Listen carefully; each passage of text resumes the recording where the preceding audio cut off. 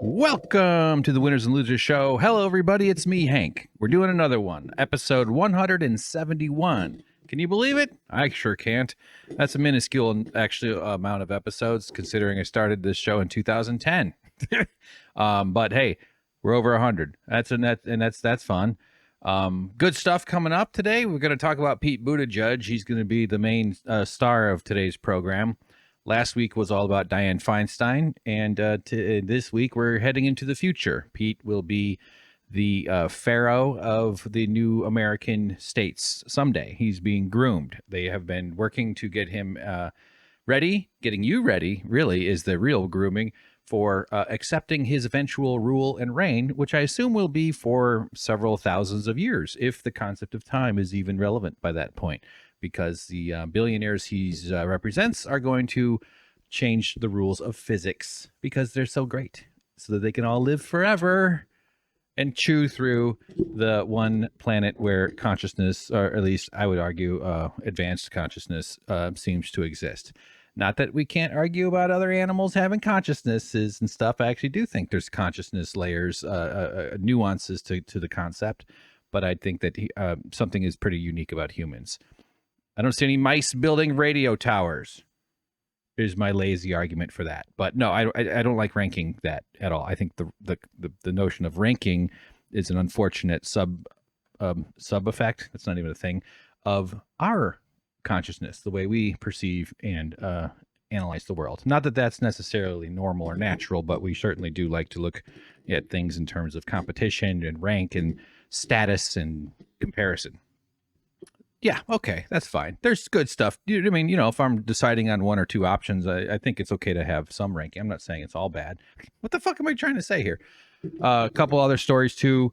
India is going down the drain in terms of science fundamentals. They've been turning right-wing pretty hard. I'm not going to sit here and act like I know everything about Indian society or politics. That would be incredibly, there's a word for that, presumptive. I'm not going to act like that. But an article in Nature is real scary. And another scary thing is an AI chatbot story. I do want to do a more deeper kind of article-based podcast about AI. I've got a ton of bookmarks. I've been listening to some podcasts and stuff too, and sort of gathering my thoughts up on it. Not that it all has to all happen at once. And really, anyway, I'm sort of having an identity crisis with this podcast because I like sort of sitting like today. This is about I did a lot of prep for this. I have about 25 links to go through ish or so. Hopefully we're going to get burned through them at a fairly decent rate. Sorry, it's already getting warm. I'm going to turn up my fan. Hopefully the microphone. I sort of like doing kind of a thicker, wider casserole, a stew, if you will. Casserole is basically just stew without the water, or with a lot less water. And stew is soup. Soup is stew with more water. Okay. Make sure and I've got a quick anecdote. Let me just get this out of the way since we're right there at the stew portion of the show. In my efforts to become a healthier man, both for my own reasons, I want to feel better, and I want to look better. I hope to get naked at some point in the future with another person. It also really helps my mental capacities. This effort I'm doing here with the show and with other stuff, I have to really navigate the energy. The fundamental issue of my time and the way I work is energy expenditure, because I burn a lot of energy just existing. I think I'm sure we all do. I'm not trying to say I'm special, but I find myself hitting these exhaustion pits where I'm in quicksand and I just feel everything just go crashing down. I think I have a lot of emotional reactor behavior happening inside the Chernobyl of my soul. And prepping, what am I saying? Oh, so part of exercise, and I've been working out more. I can't do things with my hands much. I'm going to start working more on my arms with braces and stuff, but I can't do any kind of push-ups because my wrists are fucked up. However, I've been working out my butt and my legs. I've been walking up this hill and getting my lungs going, and it's been feeling good. I can really tell that our bodies reward us with more energy when you burn some. When you go off and you work out, something about that, and it makes sense from an evolutionary perspective. Not that I can see how that mechanism would work in that direction rather than the other direction. Obviously, you can overdo energy and without any, if there's of course, but via like working, like running a marathon you don't necessarily feel real spry for the next 8 hours after that. You got to go eat a bunch and chill out. What the fuck am I trying to say? It's been working. I've actually been able to get more done, and I've been doing better and getting out clips. That relates to the identity crisis I'm having as well.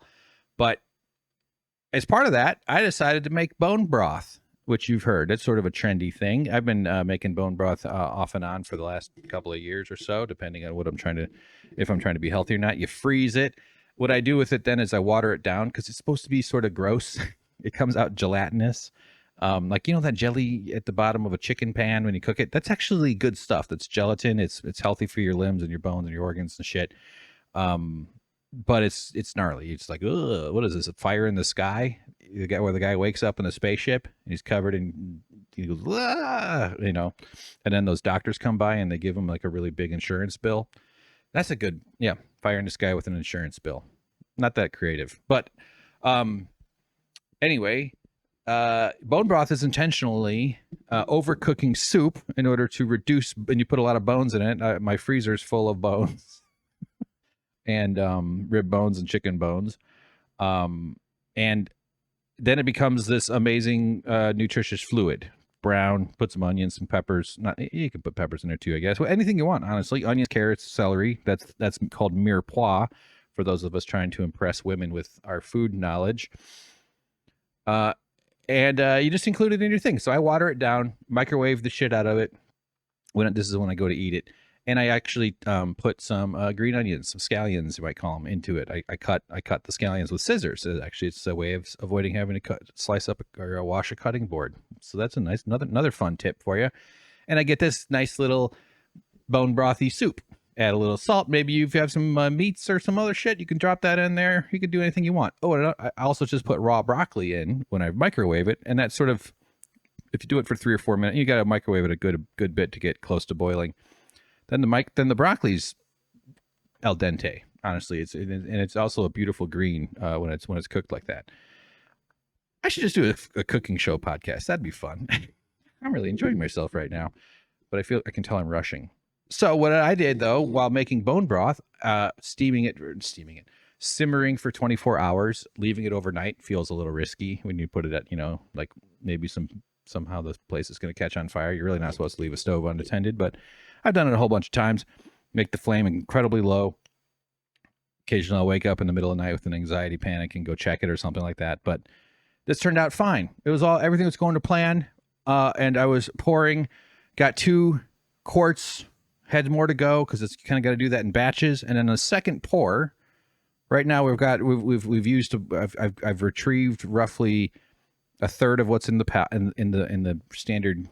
I think it's an 8 quart kind of just a very regular size you'd boil, like a big one, but not like a huge one for boiling water for pasta or something.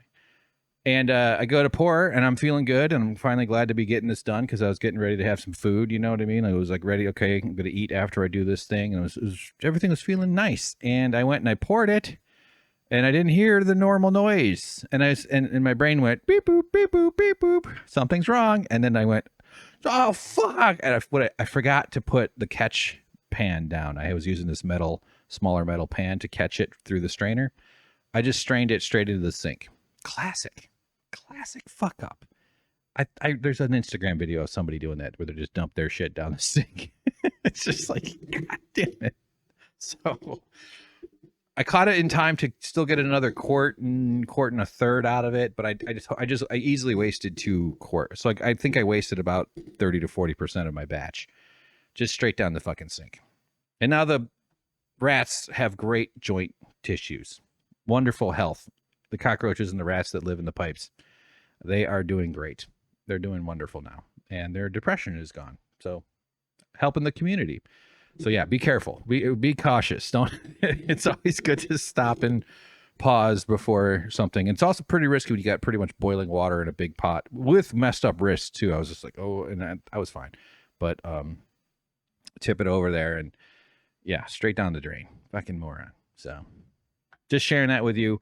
Also real quick, support on patreon.com/winners and losers. Saw a new patron sign up. That is awesome. That feels so good to see that email. I wanted to immediately write back like an overly wordy thank you note or something and scare the person off. But dude, that is so nice. So we're climbing. I'm posting stuff there in the public feed. I don't really, nothing's really being excluded yet. I think I have one post or something, but I eventually I'm going to. But it's wonderful to see that. I imagine that might be related to the SuckProfessor podcast that I posted. That's actually on the audio feed for Winners and Losers. So it's not on the Winners and Losers YouTube channel. It's on the SuckProfessor YouTube channel. Where my roommate and I, we used to do SuckProfessor. It's like we got like 7,000 something subscribers, and we talked movies and games and stuff. We didn't get into any shows, but we just talked about that crap for a couple hours. Guardians 3, Dungeons and Dragons, Evil Dead, there was a new one, and Zelda, and a little Diablo 4 too, actually. So yeah, good times. I did a little rant about the cat that I think I might animate. I think that one jumped out at me as worth the effort to animate. So check out SuckProfessor's SuckProfessor on YouTube for that if you're curious. And my roommate is hilarious and funny and has such good he's not like I am. Somehow he tolerates me. We're really close friends. We've been living together for almost 10 years, pretty much. So we're kind of like platonic husbands. We know each other very well, and our dynamic is I think excellent. Honestly, like I think there's the reason when we actually built up an audience back in the day, we were doing like shot by shot breakdowns about Westworld and Game of Thrones and stuff like that. People loved our funny back and forths and stuff. And he's he wouldn't call himself a comedian, but he's hilarious. He's got a lot of funny. He's got a real interesting way about him that I think you guys will like. So go check out the SuckProfessor podcast. There's a few others from this year where we reviewed some other things, so you can get more of that if you want. And there's like over 1,000 videos on SuckProfessor, because that's where I really learned like leveled up video editing in a lot of ways as I continue to. So yeah, patreon.com/winners and losers. If you feel like throwing in, I could really use the help. And I've got some really interesting projects on the way too that I think you're all going to be interested in hearing about. So let's get to it so that I can go downstairs and make broccoli scallion soup out of what little bone broth I have left. We're going to start with Vice News. Okay, here we go. They're getting goofy with their headline there. Eating disorder. Here's the headline. Sorry. Okay, there it is. Eating disorder helpline fires staff, transitions to chatbot after unionization. There's your AI horror of the day. So the staff says, "Hey, we want respect. We want our voice heard. We'd like some accountability from our leadership, and we're uniting under our right to have a union." And they said, "Okay, well, we're replacing you with a fake computer program." I actually think that at the Young Turks, when I helped start the union there, they would have done the same if it were easy, if it was as easy as it is in this one. So this is horrifying, though. This is really shitty. Let's see, it's here. It says, this is an article by Chloe Zhang, May 25th, 2023. The subhead is, "The chatbot is named Tessa and will replace the entire helpline program starting June 1st. So if you have an eating disorder, you're reaching out to someone to find a connection with a person, and you're just going to talk to a automated robot. Like it's Elysium, like you're Matt Damon in Elysium, as if that's the proper metaphor for this. Let me get in my headphones here. I do like these listen to article things, so we're going to click on that real quick here. Let's see.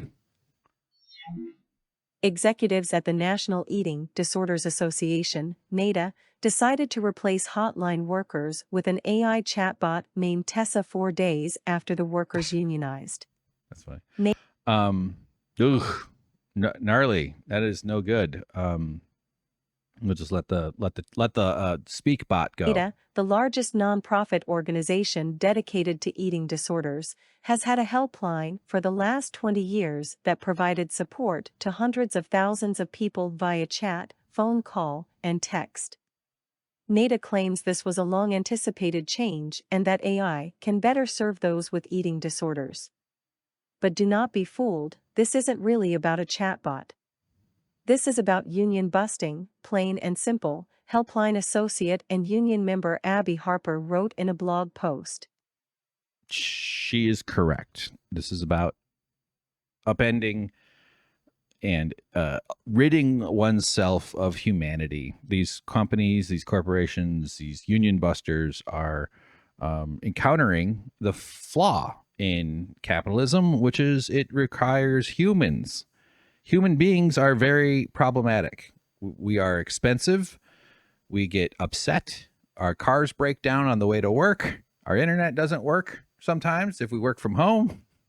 We often have medical problems. We have different personalities. We have all sorts of reasons why our humanity asserts itself. And yes, I am including commuting to work as part of humanity. It seems like that's since work is the thing people do more than anything else in their life. Which is why they want maximum control over working conditions. But in any way, in any place where a boss can replace a person with a slave or a robot, they will. Using slaves is problematic. That comes with a lot of other issues, obviously. I have this concept I want to get into. This is probably not the right context to bring this up, but if I were someone who wrote books, and I kind of have a list of ideas that I don't even know if this would be a book, but it is sort of a way to frame the problem that the capitalists have, which is that humans complain and humans work for them, that they need humans to perform labor, that they're dependent, they are parasites implanted in the placental wall of the power of human collective action. But they actually implant themselves in the brainstem, and therefore they're able to control the body. But they want maximum control via, another word for control is leverage. And so one of the ways of doing that before electricity and before advanced computer and advanced software and robot technology was slavery. You just abuse the people to the point where they're submissive, and you have all sorts of institutions of violence and cultural bullshit that upholds it. You know. So that's maximum leverage on one end. As you travel from the concept of slavery as far as a worker category towards AI or automated robots or something like that, you now have you get to cross through this. And the problem with this frame is I'm not trying to say slaves weren't human. I'm just talking about from the owner's perspectives, from the boss's perspectives. The part we're in now is where they need humans, and there are always going to be jobs humans need to do. That's going to be a fundamental part of it. But your humanity is something they're trying to solve, and they solve it either by owning you, as they did with slavery, or replacing you with robots and AI technology. This is at the core of the writer's strike. In addition to the pay and the residuals issues, there's a couple different silos of issues, although they're all fall under the same tent, a silo tent, if you will. But the use of AI in creative fields is like going absolutely nuts right now. So that's something I'll probably get into a lot more in the future. It's not going away. It's way too powerful for it to go away. So there are going to be major ways that people adapt, and some of it might be actually quite interesting. And this is a line I'm going to repeat when I get into this, but the thing that scares me most about AI is that it's in the hands of capitalists.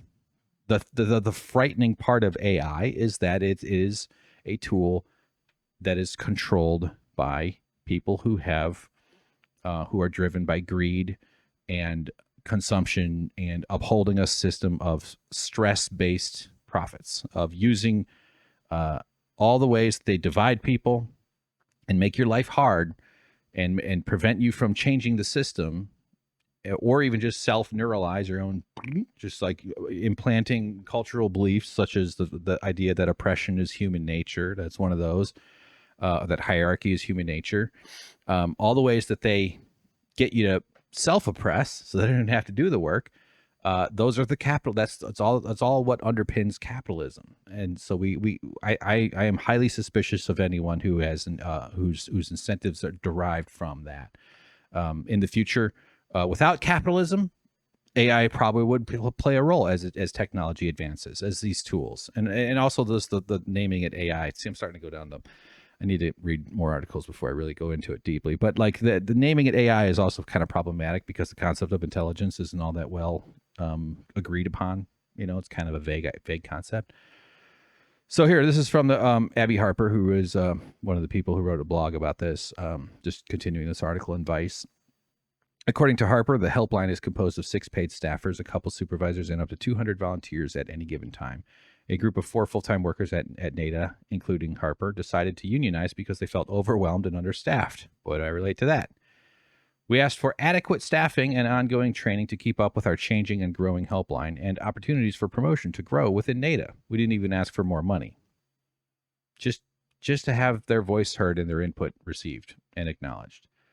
Harper wrote. That last bit was me speaking. Was my own voice. You know what I mean. When NADA refused to recognize our union, quoting Harper again, we filed for an election with the National Labor Relations Board and won on March 17th. Then, 4 days after our election results were certified, all 4 of us were told we were being let go and replaced by a chatbot. That's gross. Let's listen to what the chatbot is. I don't know if I'm going to guess the right spot. This is tough to do. Chatbot, named Tessa, is described as a wellness chatbot and will replace the entire helpline program starting June 1st.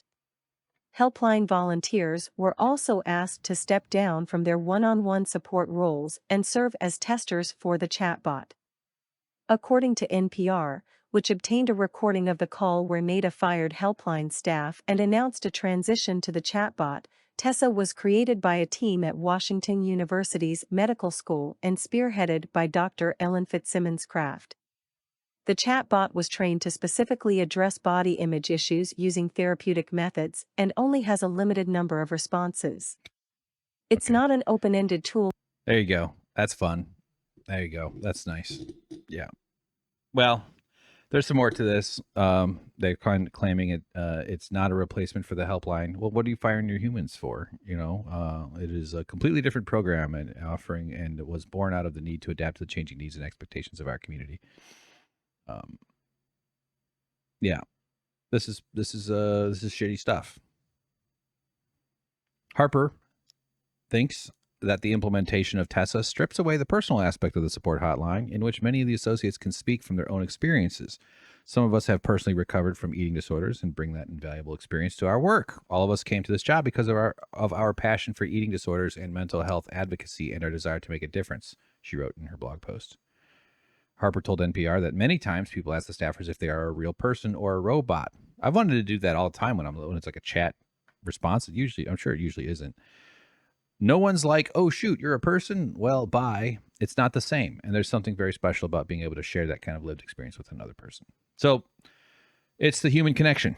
Even if, and honestly, I'm just having this thought, like, I'm not sure if this is a for-profit outfit, but the disrupting solidarity, denying a group of people their right to have their voice and their collective intentions respected is a part of these power structures that exists outside of just this precise for-profit capitalist framework. There's a lot of good reporting and stuff going on regarding the way these philanthropic outfits are structured, which in very, not even, it's arguable, but I think it's also provable. But like the whole notion of the philanthropy is part of the way capitalism functions. The off-gassing of their wealth that they get to go spend and get their names on buildings and wash themselves of their sins. I don't like using that word, but and imposing. There's just a way for the second sons and the fancy lads, and it's still a domineering kind of thing. It's not like, and there's the need for philanthropy as a way. Its existence itself is an indication that a society is not living up to human potential and our human ability. Like both should go away. Both would go away, capitalism and philanthropy, if we had a society that was basically all just building stronger communities, and we weren't just building a consumer society that was trying to convert a planet into currency as fast as possible. So yeah, that's fucked up, man. It's messy shit. It is funny to hear that actually the person did say a NADA spokesperson told Motherboard. Also, Tessa is not Chat GBT. It's GPT. They put a sick in there. I like when there's a sick. That's fun. That just a little sugar for the end of that one. I don't know. I could probably keep rambling, but let's go on to the India. This is scary. This is a headline you'd hear straight out of America, which is what made it so scary to me. India cuts periodic table and evolution from school textbooks. Experts are baffled. Nature has learnt that the periodic table, as well as evolution, won't be taught to under 16s as they start the new school year. So currently, you may have heard of evolution and the periodic table if you're 14 right now. But if this sticks, you'll have kids that have never heard of this stuff until until maybe they turn 16. If you know what I mean, like, what the fuck? This is very much along the lines of this anti-intellectualism, India has a very right-wing kind of, their president or prime minister. See, I told you I was stupid. Modi is fascist or fascistic or right-wing. He's hardcore right-wing, hardcore conservative, and I've been seeing a lot of that. But here, let's just get into the article.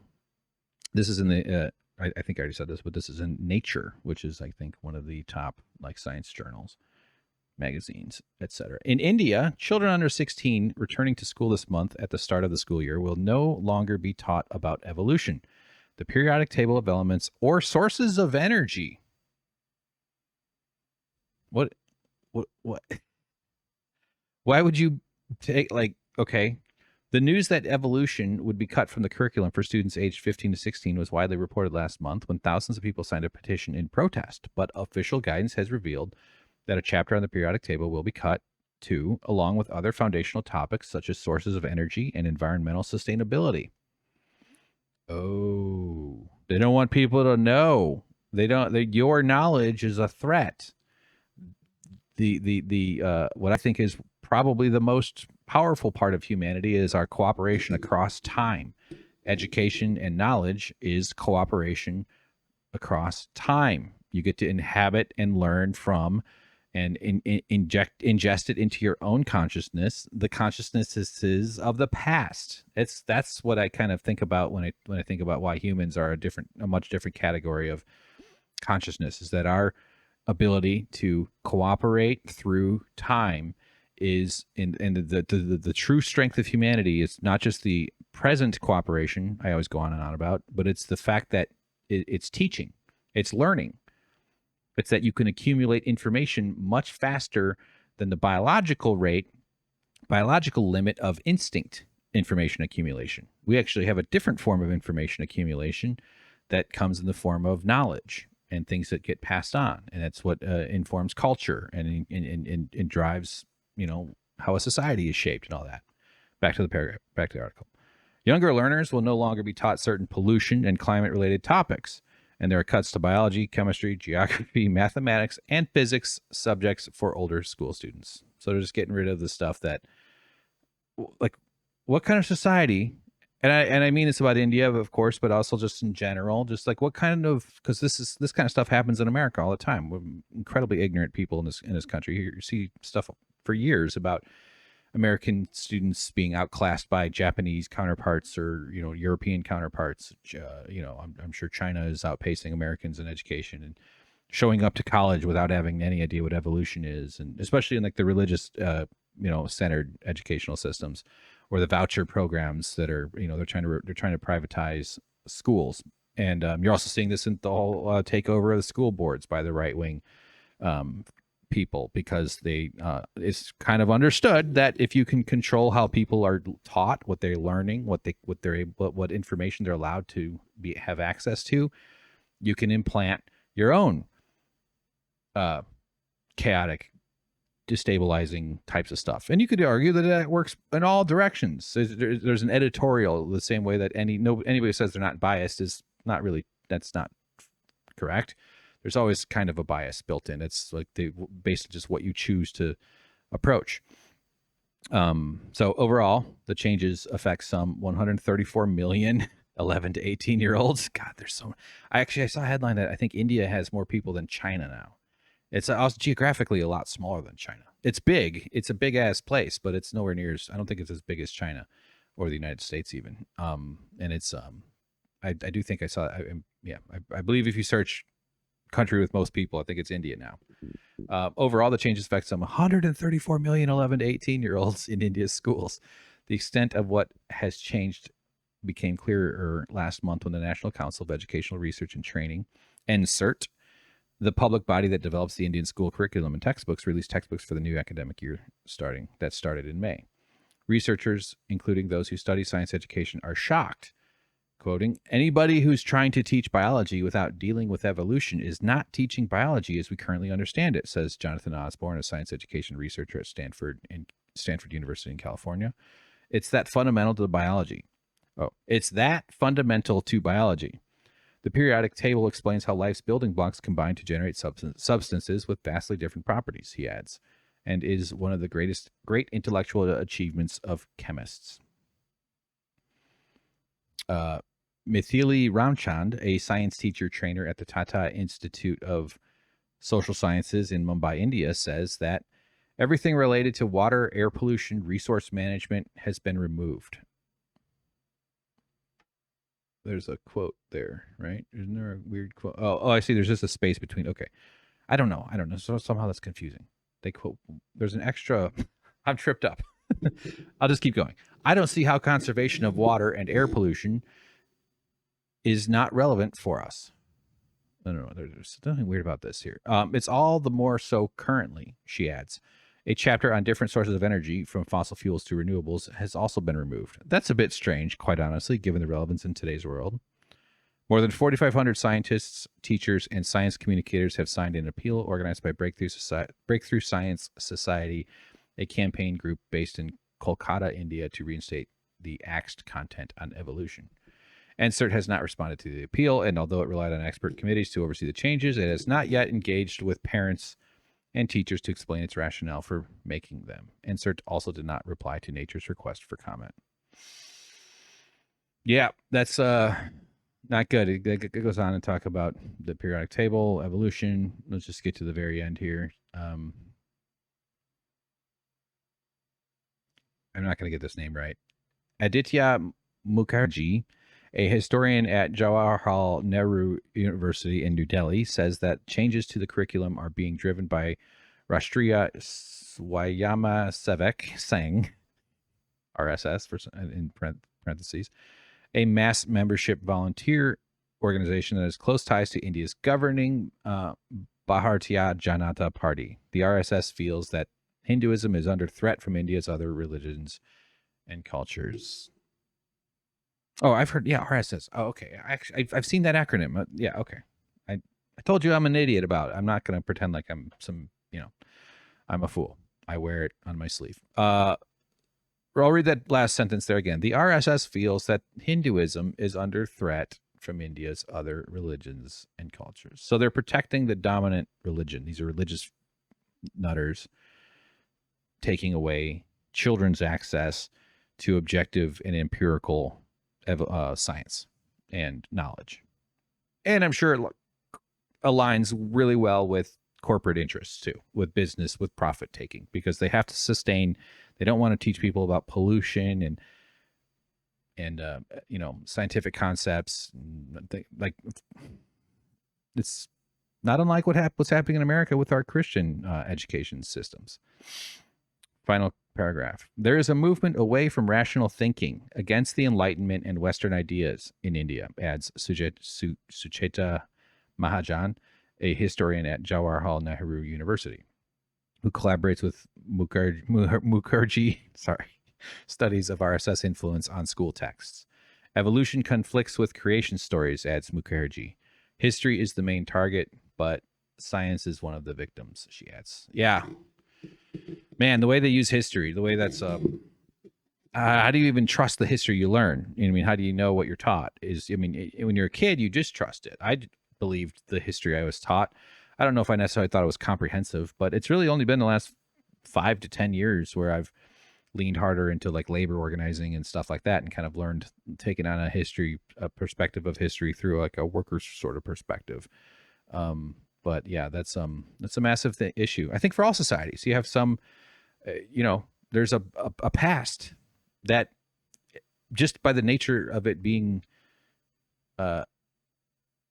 hard to capture, when is it actually, we have a lot, we obviously see, we have a lot of paper read, we have a lot of historians, this is why we need academics to study this stuff, and why we need peer review to give a mechanism for sniffing out the bullshitters, because academics, scientists, one of the things that they'd like to do is prove each other wrong. That's partially how we can arrive at something approaching truth.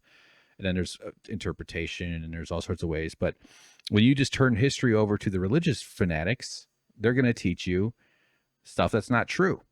And I think in America, we were taught all kinds of stuff about our past that was heavily weighted against, respecting the human condition, and more in favor of just implanting in you a mythological, worship, more or less. I'm kind of thinking of our own kind of founding stories and founding timeline. Okay, let's move on to Pete Buttigieg. Speaking of shame, this is going to take fucking forever if I don't just go quickly through this. So let's see what we can do.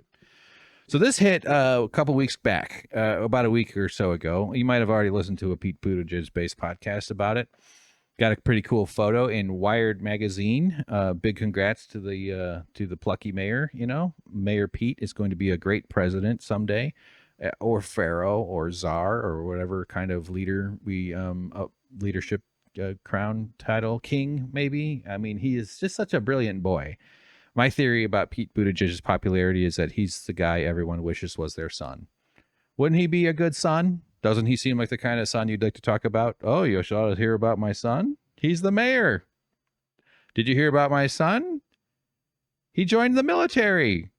Did you hear about my son? He had a kid. He's a dad. No, but especially in 2016 is when that theory took root. But this is a silly profile by Virginia Hefferman, May 18th, 2023. A lot of lefties have been dragging this fucking thing. Pete Buttigieg loves God, beer, and his electric Mustang. Oh, I should have said, and his electric Mustang. You don't say electric with a southern accent. You're not supposed to like electric vehicles. Wow, that turned real fucking regionalist all of a sudden. Sorry, Southerners. I love that accent, by the way. I know it's not fair. You can make fun of mine. Pete Buttigieg loves God, beer, and his, what is this God beer shit? Really? Who are you trying to appeal to? Virginia of Wired magazine? Sure, the U.S. Secretary of Transportation has thoughts on building bridges, but infrastructure occupies just a sliver of his voluminous mind. But infrastructure occupies just a sliver of his voluminous mind. Okay, I won't keep doing that. That's not. The curious. No, see, I couldn't help. Okay, now we get into the article. Before we do, though, I'm not changing topics, but Jacobin, which I used to be a subscriber, not that I stopped because of any reasons, I just ran out of money, and I wasn't reading any of it. I do have the stack. I've been starting to not take my phone with me into the poop room, and trying to just get through some old Jacobin articles. So Jacobin's fine. This is Luke Savage, though. I like Luke. I've heard him on a bunch of times. He's pals with he goes on Dave Anthony's Dollop or The Audit or something like that, or a West Wing thing. He was on there. I think he was a multiple time guest on that. It was a really good podcast. And I've heard Luke. I've been aware of this dude for a stretch. He wrote in Jacobin, Wired's gushing Pete Buttigieg profile is an embarrassment to journalism. So this is Luke here. Is journalism's job to afflict the comfortable, or is it to kiss the ass of the powerful with hosannas to how smart, talented, and charming they are? In the case of Wired's recent profile of Pete Buttigieg, it's clearly the latter. Actually, here's the start of the article. When I saw a Wired piece on my Twitter feed this week emblazoned with the title, Pete Buttigieg loves God, beer, and his electric Mustang, I assumed that only one of two things could be possibly happening. Either this was a piece of vintage Buttiganda from circa 2019 that was remaking the rounds. The mainstream press loves these kiss up profiles to Pete Buttigieg because everybody wants him to be their son. He's better than everybody else's son, is what I'm saying. That's the reasoning behind my theory. Or I had inadvertently bitten into an accursed Proustian Madeline, and I'm not that smart. I don't know that references. I don't, yeah. Fuck! I clicked on. Oh crap! French. Now some website wants all my information. Cookies. Do you agree? Can we have your information? Or I had inadvertently bitten into an accursed Proustian Madeline and been swept back in time. But the interview slash adulatory write-up on America's Secretary of Transportation is indeed somehow from the year of our Lord, 2023. It is shocking. To call it hagiographic would be something of an undersell. The piece, incidentally penned by someone who in 2016 described Hillary Clinton as, quote, an idea, a world historical heroine, heroine, like the hero, not the drug. Light itself. Wow. Light itself? Come on. That's Chrissy Teigen, you jerk. Opens with two stanzas that similarly make the former mayor of Indiana's fourth largest city sound like a fusion of Jesus Christ and Aristotle. And then Luke quotes the piece. We'll just go read it over here, though. Here we go. Get ready. I know this is a big deal. Let me actually zoom in my... There it goes. Oh, God. Now Wired wants to sell me something.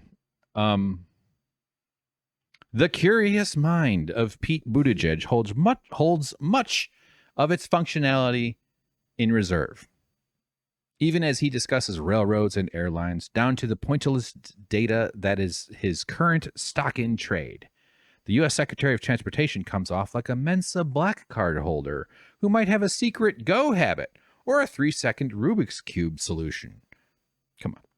Or a knack for supplying, off the top of his head, the day of the week for a random date in 1404, along with a non-condescending history of the Julian and Gregorian calendars.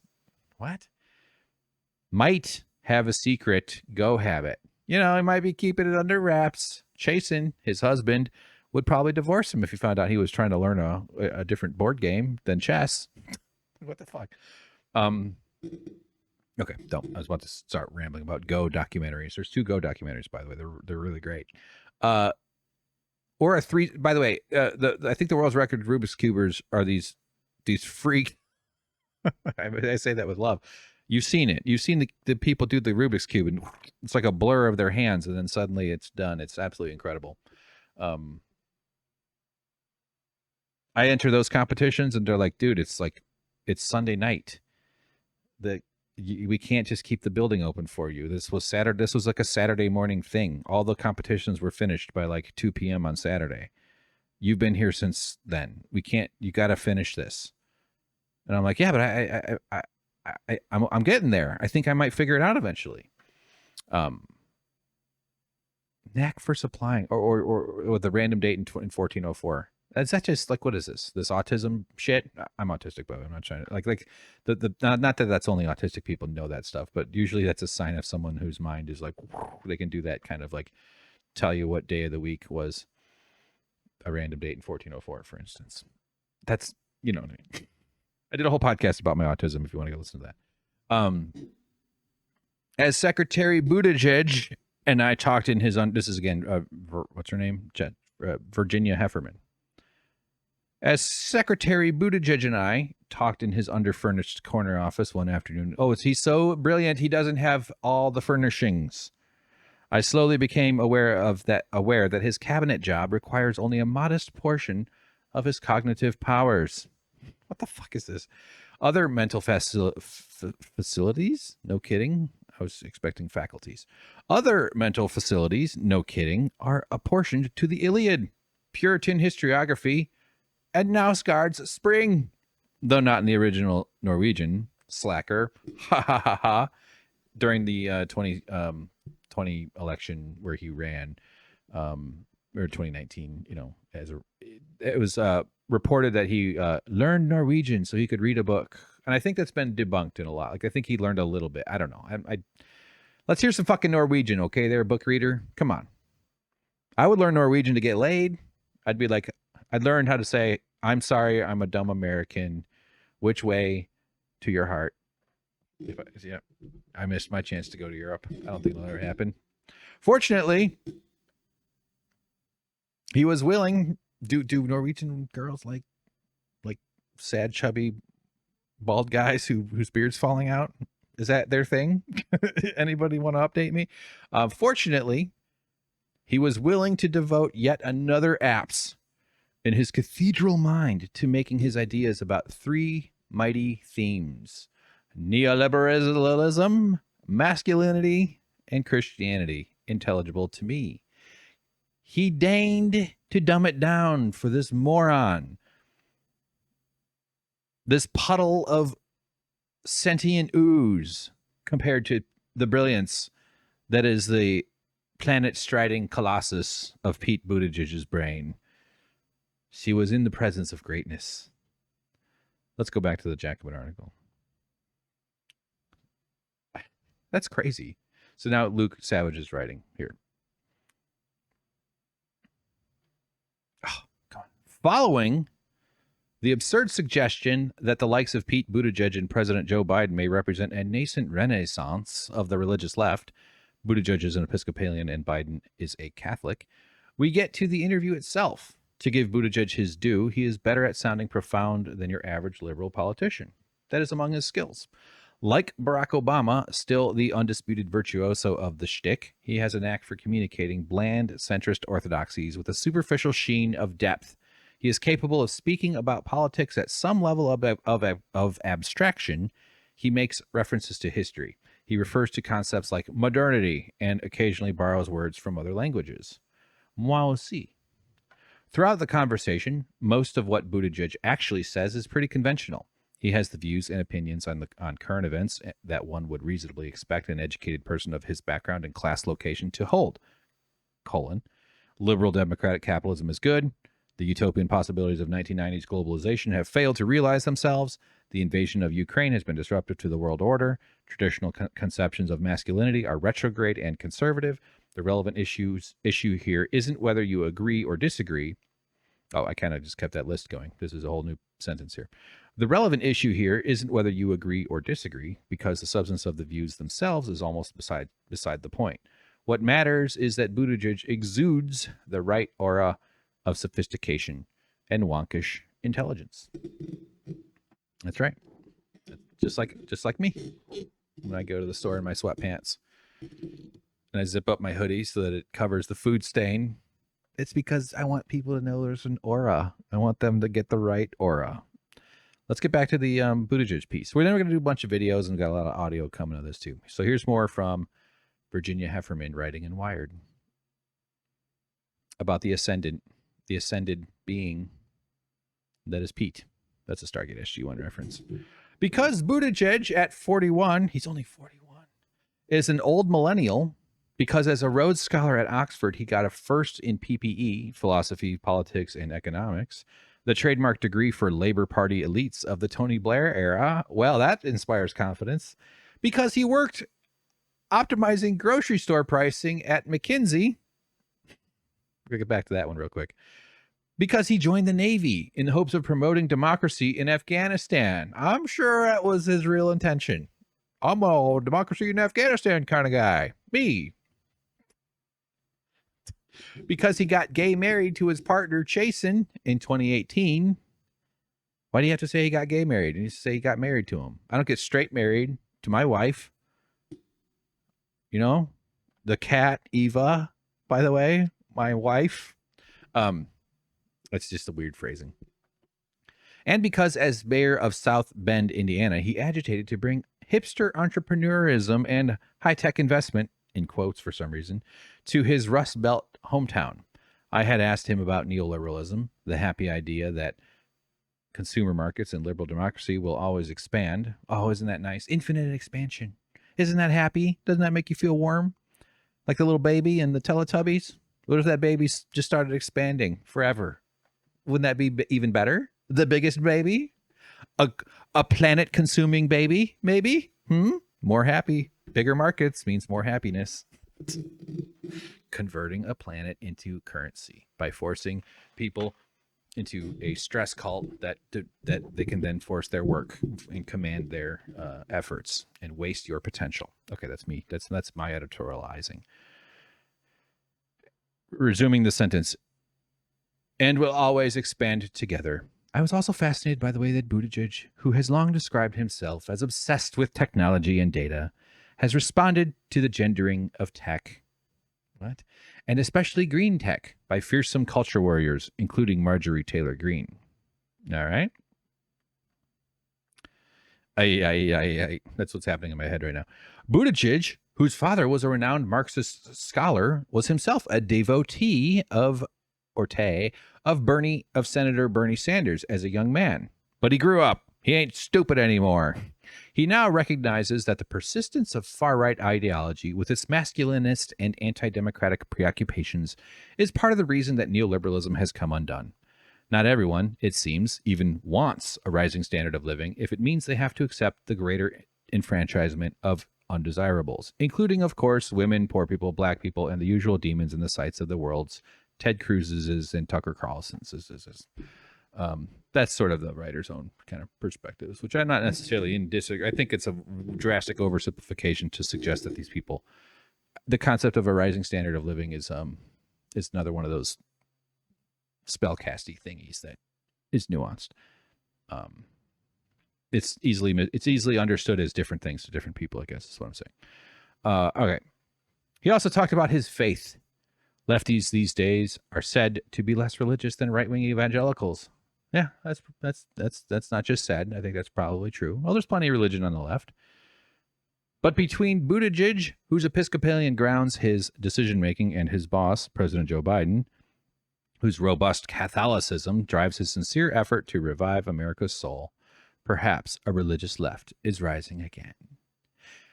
Buttigieg clinging to any kind of religious forward, like public-facing religious expression is part of what I am going to argue is the scam of this guy, is that he's gunning for power. That's what makes me most uncomfortable about Pete Buttigieg, is that he is so clearly like a human. First, I think he's a real person, but like if you were to invent a robot AI to become a power crazed maniac from a very early age, you would invent Pete Buttigieg, basically. And hanging on, making sure that you keep your cross outside your sweater, outside your turtleneck. I like when people have the cross like up and around the turtleneck, and then it has to like hang down and like it wiggles around a bunch. You're gunning for, he's never going to come up and be like, yeah, I don't believe in any of this fucking shit. It's stupid. I'm too smart for it. My atheism is not what it was in the past. I've heard this from a lot of people too, who talk about like I'm not going to read the whole fucking Pete Buttigieg stuff. We might get back to Luke though. Luke here in Jacobin. But yeah, I'm not. I have a lot more openness for people who turn to or who incorporate religion into their identity, into the way they interact with the information that's available to them, the emotional information, and all that stuff. Back in maybe my earlier years of atheism, I might have been a bit more judgmental of those types. I'm highly judgmental, though, of those who are still trying to just impose their fundamentalist, crazy beliefs on the rest of us through religion and through their, or through injecting it into government. It's terrifying. So yeah, but yeah, that's about it. I could go on about that, but here, we'll just get a little bit into the Luke thing. I think I want to get back to this at the end of our journey, because what I did is I went on YouTube. I didn't find the first video. I could have that, but you can search by date in YouTube if you know the code thingy. It's not actually a code. It's just the way you type in the thing, because they took away the whole sort by newest first. Because something interesting to do is like go look at a channel's first videos or something like that, or just flip it. But they took that away. Anyway, you can limit the date range easily. So I found some old videos, and we're going to kind of like journey a little bit through what Pete Buttigieg has done and how he has been. So we're going to go back 11 years, I think. But before we do, we'll just read this little bit here from Luke Savage in Jacobin. He writes, his act fares a bit. I got to turn this down. This is driving me nuts, this light. Oh, God, that's good. Oh, sorry. Whew. That was like a high five from a celebrity. This light actually goes low. It has 3 settings, actually. It's quite neat. His act fares a bit less well in the second half of the interview, which is mostly taken up by a discussion of the role of faith in public policy. A few of the exchanges, like this one, in which Buttigieg swings dizzyingly from a reference to Paul the Apostle to a slogan you might associate with a sleazy evangelical salesman trying to hawk a used car, almost defy belief. Here's a quoted part from the article. Question. Running the Department of Transportation seems to suit you. Are there more ways the challenges of transportation speak to your spiritual side? You're good at it. It's what you're born to do, is to be a completely unqualified leader of a very important governmental department. How does it affect your religion beliefs? Does it make you a holy man? Here's his answer. There's just a lot in the spiritual tradition around journeys, around roads, right? The conversion of St. Paul happens on the road. I think we are all nearer our spiritual potential when we're on the move. What?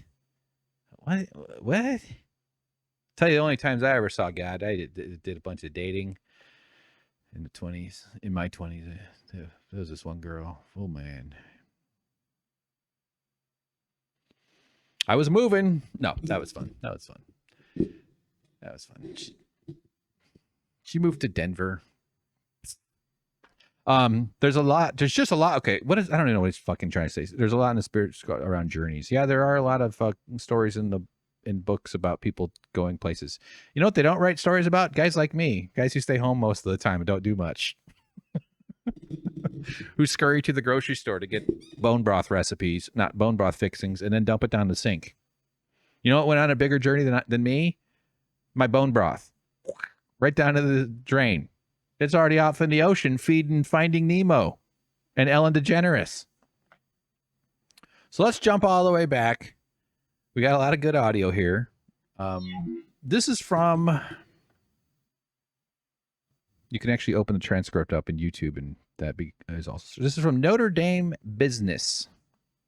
The title is 2012, 10 Years Hence, Pete Buttigieg. I think 10 Years Hence is like a program that that's the title of this gathering that they're doing, and I'm not sure. It's not supposed to mean much more than it's like Fresh Air with Terry Gross. It's like the name of something. So this is 11 years ago. Actually, I have let me get dates and stuff. This is April 9th, 2012. There's just some introduction stuff. I haven't listened to everything that we're going to be hearing, so some of this is going to be a bit jumpy around. Hopefully we hit some stuff. I did note some things that are worth talking about, but we're going to kind of bring ourselves all the way up to the present day era of what our wonderful holy boy, if only we could clone him and make him everybody's son, we would all be happier. Here's a guy talking about Pete's history. Pete was valedictorian of St. Joseph's High School in 2000. I got the fast forward thing. That was at 1.75. Here we go. 1.0x. And graduated from Harvard of the city. Both his father and mother teach English here at Notre Dame. Pete was valedictorian of St. Joseph's High School in 2000 and graduated from Harvard University in 2004. He worked for former U.S. Defense Secretary William Cohen in Washington, D.C., before he was awarded a Rhodes Scholarship to study philosophy, politics, and economics at Oxford University from 2005 to 2007. After obtaining a degree from Oxford, Pete worked for McKinsey & Company, a management consulting firm where he was responsible for advising senior business and government leaders on major decisions related to economic development, energy policy, strategic business initiatives, and logistics. His work. What you do is you get more money from people. You maintain the system of stress that makes people have less leverage, and then you get more money from them. That was his McKinsey consulting. I was going to refer to the thing in Wired where it talked about how he did this here, McKinsey, because he worked optimizing grocery store pricing at McKinsey. So I had prepared this for the previous podcast, and I didn't get it up for this time. I was trying to remember. I knew there was one, but it's about whether he was involved in bread price fixing. It seems like there wasn't conclusive evidence that I could find, and I didn't do a really thorough thing, that he was specifically involved in bread pricing, but he was dealing with grocery store pricing as serving as a consultant from McKinsey. McKinsey's known for they'll solve any problem for you. They're just like a evil, in the movies they would be like the Manticore. That's a show where Manticore is the bad group, I think. It's called Citadel that's on Amazon, and Pete does that. He does this. This management consultant stuff is just the beating dark heart of modern capitalism. It's like these are really, really bad people, and there's all kinds of stories of the terrible stuff that they've been involved with, and the what they're serving. They're a toxic and noxious force in our world. Really, really gnarly stuff. But you can dress it up and say advise senior business leaders on strategies and shit like that. They're among the reasons why your life sucks. Here, let's keep going with this guy. Work took him across the country and around the world, including to Iraq and Afghanistan. Mr. Buttigieg is also an officer in the United States Naval Reserve. He lives in the same neighborhood where he grew up and where he is now restoring a once vacant home. Aww. Ladies and gentlemen, please help me welcome to the Mendoza College of Business, Mayor Pete Buttigieg. Get out there, Mayor. So we're going to listen to his opening remarks. I imagine this is an hour and 10 long. I imagine if I jump around, I can probably find some stuff that'll get me to ramble. But yeah, we're going to listen to a little bit of how he starts. So here he is in 2012. So this is 11 years ago. Thank you. He's is everybody 30. able to hear me? We on? All right, good. Thank you, Professor O'Rourke and Dean Wong, for the opportunity to be here. It's kind of nostalgic for me to come into this building because my mother used to teach business communications here. And so when I was about 12 years old or so, I would be rattling around some of the hallways here looking for trouble and occasionally finding it. There's his efficiency with language. He is good with speaking. This is the mesmerism of this kind of con man. He has a very effective language skill, but this is just boring politician 101. Just start with that kind of a hokey anecdote. Oh, my dad used to drop me off at the mill, and I would do the mill work, and then I would look at the newspaper, pick stocks prices, and so it's funny to think that I'd find myself on this stage. I also have to say I'm quite humbled by this invitation because I took a look at some of the other speakers and the caliber of people that you have been inviting into this series, and what I find is that they're people who are really in the midst of some very compelling work, right in the middle, or perhaps looking back on a career of innovation and achievement. I've been on the I used to say that when I did stand-up. I'd be like, damn, Dustin Diamond was on this stage. Woo! job for about 3 months. So I'm at the very beginning of my effort to innovate and to lead. To innovate. That word, innovate. Rich people love that word. That's the predecessor to disruptor. He likes to innovate. And he's just been a mayor for 3 months. So he's recognizing, he's starting with humility, offering up the idea that he got to experience mentorship. He didn't say mentor, but he got to experience people already further on the path or looking back, those at the sunset phase of their careers. And now he's only 3 months in, but he's innovating. He's been gunning for this for a long time, as his entire resume shows. But here he is, he's innovating. And he's a leader because he knows how to trick. I imagine, what does it mean to be a leader? But this is not the kind of leadership I would be comforted by. Motherfucker stinks of phoniness. And I wonder if this is what it felt like when the president heard that he was getting the Nobel Peace Prize as soon as he took office, before he'd actually done anything at all. That's right. So he's referring to his first few steps out of the crib, and compares it to Obama's tenure, where he got the Nobel Peace Prize right away for just not being George Bush. That's basically why they gave it to him, and then Obama blew up a bunch of people and killed an American citizen. All right. I wouldn't describe it as peaceful. So what I'm going to try to do is offer you an account of what we're trying to do by way of innovation. What I think... Another term, innovation. We need to do better with innovation. Remember, he's been a McKinsey consultant. He's used to talking to, demonic freaks that are wanting to be told what they want to hear, and poring over charts and stuff, perhaps, or paying underlings to do that for him so that they can, schedule their hobo hunt at the golf course. Innovation is some of the things that have been going on in this city. Not all of it on my watch. Some of the things that are going on in other cities. And then relatively quickly, I'd love to turn this into a conversation. My hope is that some of the things that you've learned can become part of this discussion and maybe guide me as I work to form better ideas for the city. He forgot it. Now he's going back to his next paragraph here. He's walking back towards the podium.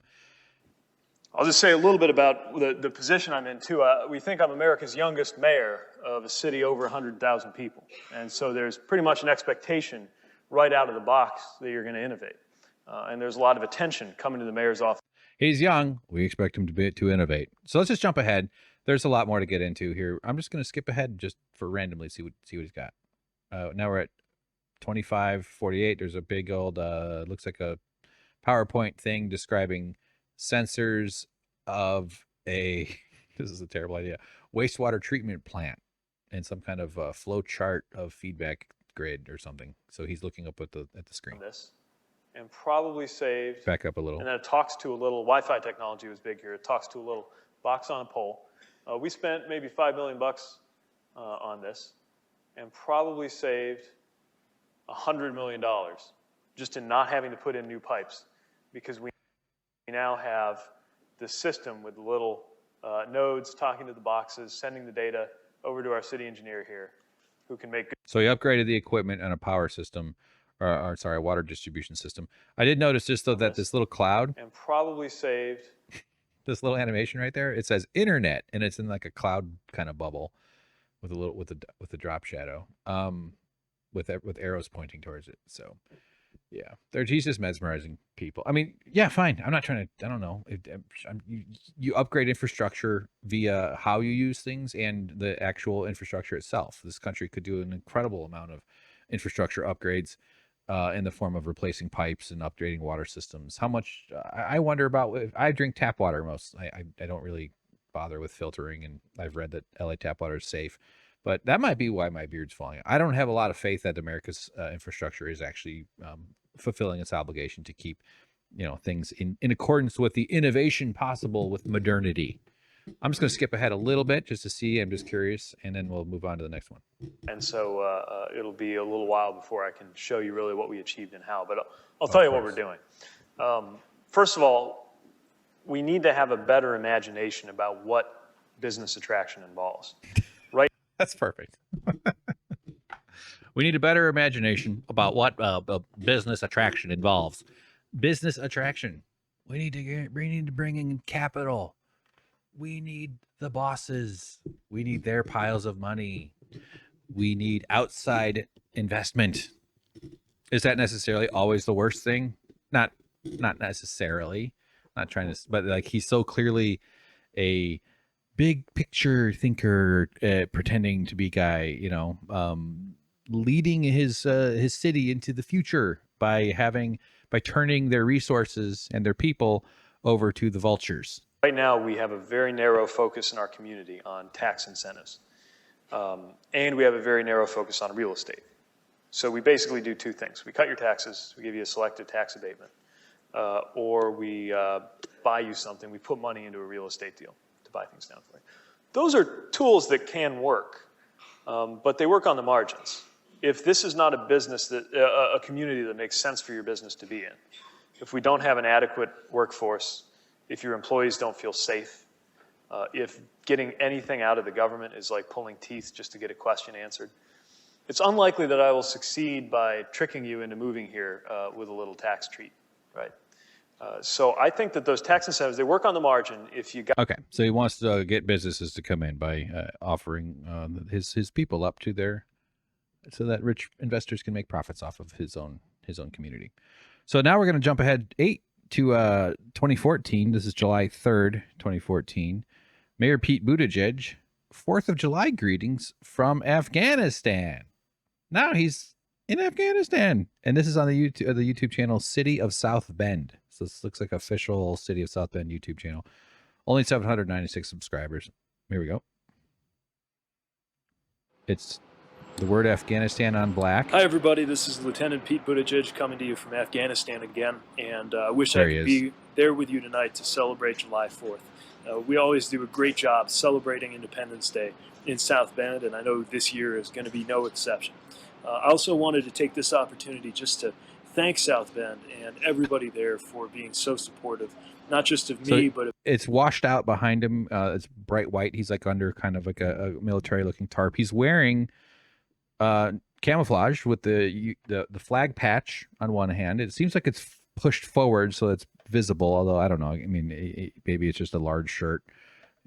Clothing can hang weirdly sometimes, I guess, but it's very clear that he's wearing the United States flag patch. You know, just, hey, everybody, it's me, Pete. I'm in the Empire. I'm putting in my tour of duty here on the front lines of our invasion of a country, and I want you to know I'll be your leader someday. I'm going to be God. I am God. McKinsey says that God can produce increased profits 14%. Of everybody who is in uniform serving around the world right now.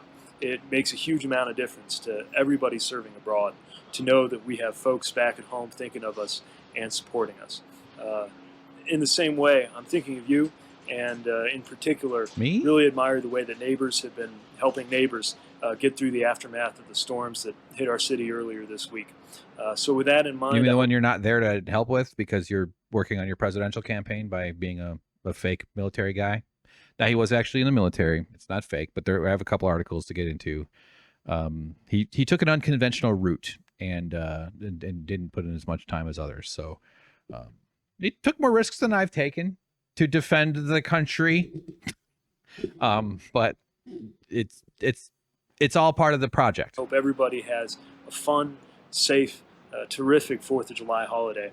And I cannot wait to be there in person back in South Bend later on this fall. It ends with, oh, that's horrifying.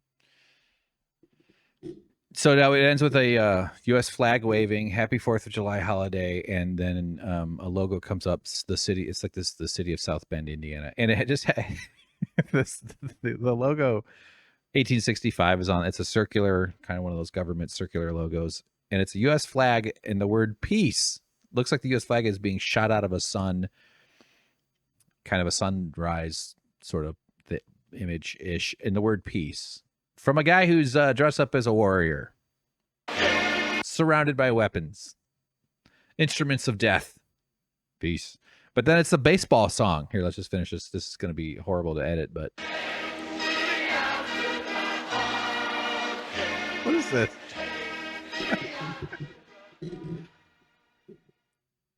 Play the national anthem, you fool.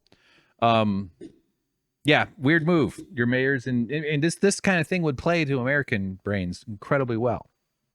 Oh my God, my son, the guy who's better than my son is now he's over in Afghanistan. If I didn't like him now I really love him. He's over there willing to commit violence on my behalf for my safety.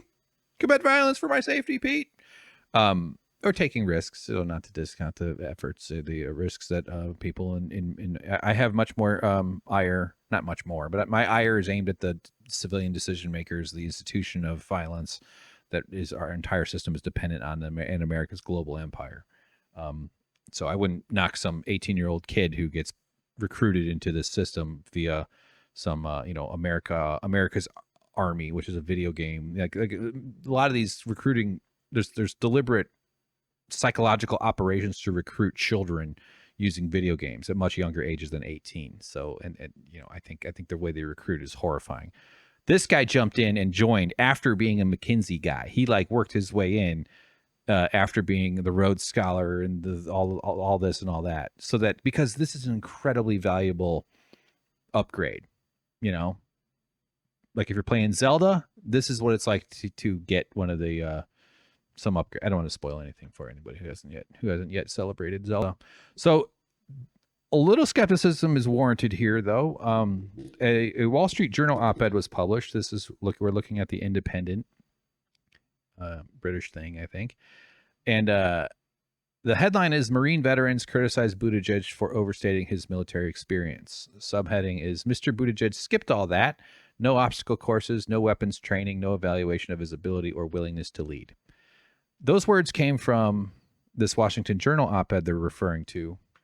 Let me make the text a little bit bigger here. Got something threatening to make a noise. There's the close button. All right. This is from a guy named Greg Kelly, who is a host at conservative Newsmax TV and a former pilot in the U.S. Marine Corps, and Katie Horgan, a Marine officer deployed in Iraq for 13 months between 2006 and 2012, who wrote the piece. So they wrote an op-ed criticizing Buttigieg from a right-wing perspective. Now, I'm not saying I think that automatically means their information is incorrect. I hope, though, what they're saying about Pete is accurate. I feel like in the Googling that I did, so we're going to read it here, but I found it on Reddit because it's paywalled, or I don't know. I didn't even try Washington Journal. So here it is on Reddit. This is under R Actually Liberal Gun Owner. There's a lot of stuff on Reddit. And so I'm taking this with in good faith that what they're saying about Pete was fact checked because it wasn't a high profile newspaper. Of course, might be a naive assumption, but I don't have a reason to think this is all bullshit, because in the Googling I did, I would think I would have found that. And we're going to follow this up with a PolitiFact article, kind of getting into some of this stuff that seems to verify some of it. But I didn't spend a ton of time on this, so maybe this is all wrong. I'm not necessarily even going to read all of it, but so here we go. This was originally in the Washington Journal. When Mayor Pete Buttigieg talks about his military service, his opponents fall silent. The media fall in love, and his political prospects soar. Veterans roll their eyes. CNN's Jake Tapper asked Mr. Buttigieg Sunday if President Trump, quote, deserves some credit for the strike that killed Iranian Major General Qasem Soleimani. No, the candidate replied, not until we know whether this was a good decision and how this decision was made. He questioned whether it was the right strategic move, and said that his own judgment is informed by the experience of having been on one of those planes headed into a war zone. So he's referring to Pete Buttigieg's response to that question about killing. So from the right wing, they really like that. I don't recall the details incredibly well, but Trump, in a surprise move, killed this very prominent Iranian military leader, risking escalation and provoking. It's a very provocative thing. The right wing loved it. They love any kind of aggression. And it's also when people in our time frame talk about how Trump was somehow anti-war. This is one of those things. It's like, no, he wasn't. What, are you fucking out of your mind? You think he would have, just in the generic sense that he would be against the military-industrial complex is absurd. But he did stuff like this. He just assassinated high-profile targets. That's not anti-war. Risking all American soldiers and troops and all that, that's not anti-war. So seems like they're coming at him, criticizing him because he kind of Welsh, is that the right word? Waffled. He didn't seem to answer that. Yes, it was the right thing, but why would he? He's not a right winger. I mean, he's certainly a capitalist defender, which is inherently, for maintaining the status quo. But anyway, okay, back to what that guy wrote. But Mr. Buttigieg's stint in the Navy isn't as impressive as he makes it out to be. His 2019 memoir is called Shortest Way Home, an apt description of his military service. He entered the military through a little-used shortcut, direct commission in the reserves. The usual route to an officer's commission includes 4 years at Annapolis or another military academy, or months of intense training at Officer Candidate School. ROTC programs send prospective officers to far-flung summer training programs and require military drills during the academic year. Mr. Buttigieg skipped all that. No obstacle courses, no weapons training, no evaluation of his ability or willingness to lead. Paperwork, a health exam, and a background check were all it took to make him a naval officer. He writes that his reserve service, quote, will always be one of the highlights of my life, but the price of admission was an ongoing flow of administrativia. That's not how it's supposed to work. The paperwork isn't the price of admission, but the start of a long, grueling test. Combat veterans have grumbled for decades about the direct commission route. The politically connected and other luminaries who receive immediate commissions are disparaged as Pomeranian princes. Former Trump Chief of Staff Reince Priebus became a Naval Reserve officer in 2018 at age 46. Hunter Biden, The son of the former vice president accepted a direct commission, but was discharged after 1 month of service for failing a drug test. All right. That's what makes him so cool. Mr. Buttigieg was assigned to a comfortable corner of military life, the naval station in Great Lakes, Illinois. Paperwork and light exercise were the order of the day. I do light exercise. Working 8-hour days, he writes, was a relaxing contrast from my day job, and spending time with sailors from all walks of civilian life was a healthy antidote to the all-absorbing work I had in South Bend. He calls it a forced but welcome change of pace from the constant activity of being mayor. That's quoted. During a November, I guess I don't know if I want to read all this, but during a November debate, Mr. Buttigieg proclaimed, "I have the experience of being commanded into a war zone by an American president. The reality isn't so grandiose." In 2013, he writes, "He made sure my chain of command knew that I would rather go sooner than later, and would rather go to Afghanistan than anywhere else." All right, so he's getting into all the stuff that Buttigieg has quoted.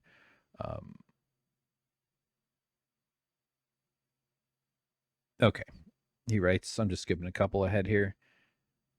Mr. Buttigieg spent some 5 months in Afghanistan, where he writes that he remained less busy than he'd been at City Hall, with more time for reflection and reading than I was used to back home. That's quoted. He writes that he would have He writes that he would have taken a quote a laptop and a cigar up to the roof at midnight to pick up a Wi-Fi signal and patch via Skype into a staff meeting at home.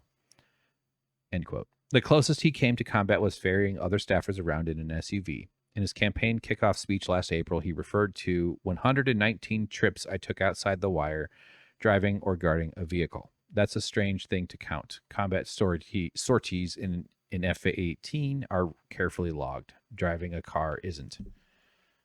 So the guy's calling out Buttigieg for not putting it in the way lots of other guys did. All right, We'll just finish with this one here. After the Welcome Home rally, glowing press, a few more years of light service, the mayor left the reserves, but his bragging rights were assured. The candidate Buttigieg takes every opportunity to lean in on those months in Afghanistan. Questions ranging from student debt to Colin Kaepernick to gun control prompt him to reference his military stint, sometimes indignantly. And there's a little bit more of that. So jumping ahead here, just because we got to keep moving. Here's a PolitiFact. I imagine there's probably reasons to be suspicious of this one. So there was a photo of Pete, and I should have it here. You'd think they would have it here. I don't want to click on anything that has a Facebook link. I just hate fucking Facebook. So here's a claim questioning Pete's military service, and he became high profile because of the presidential candidacy, and which is going to invite people to criticize you, either in good faith or bad faith. And that means a lot of bad faith, and which this is probably, or this seems to be among the, I'm kind of defending just that these guys offer themselves up to the public in a way, and become a high enough status, you're going to get people taking shots at you of varying degrees of honesty or accuracy, oftentimes with the intention of knowing it's not accurate. And then the confusion spreads. Misinformation just takes root. It's like it operates on a different form of fire, a different fuel that spreads it through the wild grasses than the truth does. The truth burns a lot slower, I guess is a shorter way of saying that. Here it is. A little summary box, PolitiFact. If your time is short, it says. Come on. Let me just find out good. Okay. Pete Buttigieg joined the Navy Reserve in 2009 and was honorably discharged in 2017, according to military records. He was a Navy intelligence officer in Afghanistan for 6 months. He wasn't in combat, but he took more than 90 trips outside secured military installations in Afghanistan. A photo of him not wearing his helmet with parking lots lines reflected in his sunglasses was taken on base. So apparently the photo. All right. I found this thing. I did click on a Facebook link, and then I got scared because it looked like it still had my password. I was like, what the fuck? I think this is the photo. Sorry, it's pretty grainy, but that just gives you a sense of it. He's standing in front of some barbed wire, no helmet, and evidently there's lines of the parking lot in his glasses. And people picked up on those and were saying that proves that he wasn't over there. They're trying to say it was all staged. So here, this is the back to PolitiFact. The post shows 3 images. One is of Buttigieg standing in front of a barbed wire fence in a camouflage uniform, holding a gun with a helmet on his arm. The second and third images are cropped closer around his face. And then they're quoting people here, which lots of all caps. So, take that for what it means. Some interesting investigation of Mayor Pete and his military service photo being circulated here. The account writes, "Look at the gun." This is not so. There's a lot of. I don't need to read it. It just feels stupid to read it, to be honest. It ends with Mayor Pete a fraud. I hereby label Mayor Pete a fraud. I mean, I do too, but not. I don't doubt that he actually took that picture at a U.S. base. I think it's confirmed. It's confirmed that he was actually over there. This post was flagged as part of Facebook's efforts to combat false news and misinformation on its newsfeed. We've already debunked claims that Buttigieg never served in the military. He was a Navy intelligence officer in Afghanistan for 6 months. According to military records his campaign provided to PolitiFact, news outlets have spoken to his commanding officers and fellow soldiers. He was sent to Afghanistan to join a task force called the Afghan Threat Finance Cell, according to ABC News. We dealt with things like bank fraud, money laundering, extortion, kidnapping, human trafficking, and the opium heroin trade, said Army Reserve Colonel Guy Hollingsworth, who was the task force's military commander when Buttigieg arrived. Journal entries Hollingsworth shared with the network described Buttigieg accompanying the colonel on trips to meetings around Afghanistan. Paul Kerouac, Buttigieg's commanding officer, after Hollingsworth told ABC Buttigieg knew the mission inside out and he could articulate it well. He was organized, very disciplined. Okay. So, yeah. He was inside the. Oh, that's right. So I guess they asked Buttigieg's campaign about the Facebook post. Sean Savitt, a spokesman for Buttigieg, said Buttigieg was inside the wire in the photo, meaning he was on base where he didn't need to wear a helmet. As for the gun, Savitt said it was typical for someone like him to not have a scope. There was also parking lots on base, he said, explaining the reflection. That all makes sense. I'm not even pointing it out to try to say, I think he wasn't actually there. And I think he was using the military as a campaign prop. That's what he was doing. So let's jump ahead a little bit. What if a city has to rethink its past to understand its future? This is a TED Talk. Holy shit, they got 38.3 million subscribers. I think I have 142. Like and subscribe. I just noticed a little bit of here where he's giving a presentation. It seems like about different sorts of technologies. Really awful graphics, to be honest. The date is March 18th, 2015. So he's back from serving his country by tracking down finance stuff in Afghanistan and driving around a little bit. Got his pictures, got his easy route into it. All that stuff is going to be a big payoff for a political career. Majorly calculating investment, let's just say. So here, let's listen to what he's talking about. And they also ask questions like, what city are we going to emulate? Are we going to be the next Silicon Valley with its technology? The next Research Triangle out of North Carolina with its university relationship? The next Austin with its arts and culture? Ooh. But as I reflected on those questions, it felt difficult to answer those in a way that was straightforward and honest. And the more I thought about the innovations that really mattered, especially the innovations that had made a difference in my lifetime, the more I began to notice a pattern. Show us the path. There we go. Or pattern. The object on the left is a kind of directory that was issued to every student every time you moved into a dorm when I was in college. So it's a book. It's a booklet with faces and information, like a phone book with pictures. On the right side, though, is a 2008 and 15 iPhone. So it's an older iPhone, and it's like horizontally stretched, which makes it look terrible. This is really bad. This is a TED Talk. You didn't know how to fix that? You just got to do the X variable. I'm going to back up just a second or two here. That had made a difference in my lifetime, the more I began to notice a pattern. There we go. The object on the left is a kind of directory that was issued to every student every time you moved into a dorm when I was in college. It's a little bit blurred for privacy reasons, but you get the idea.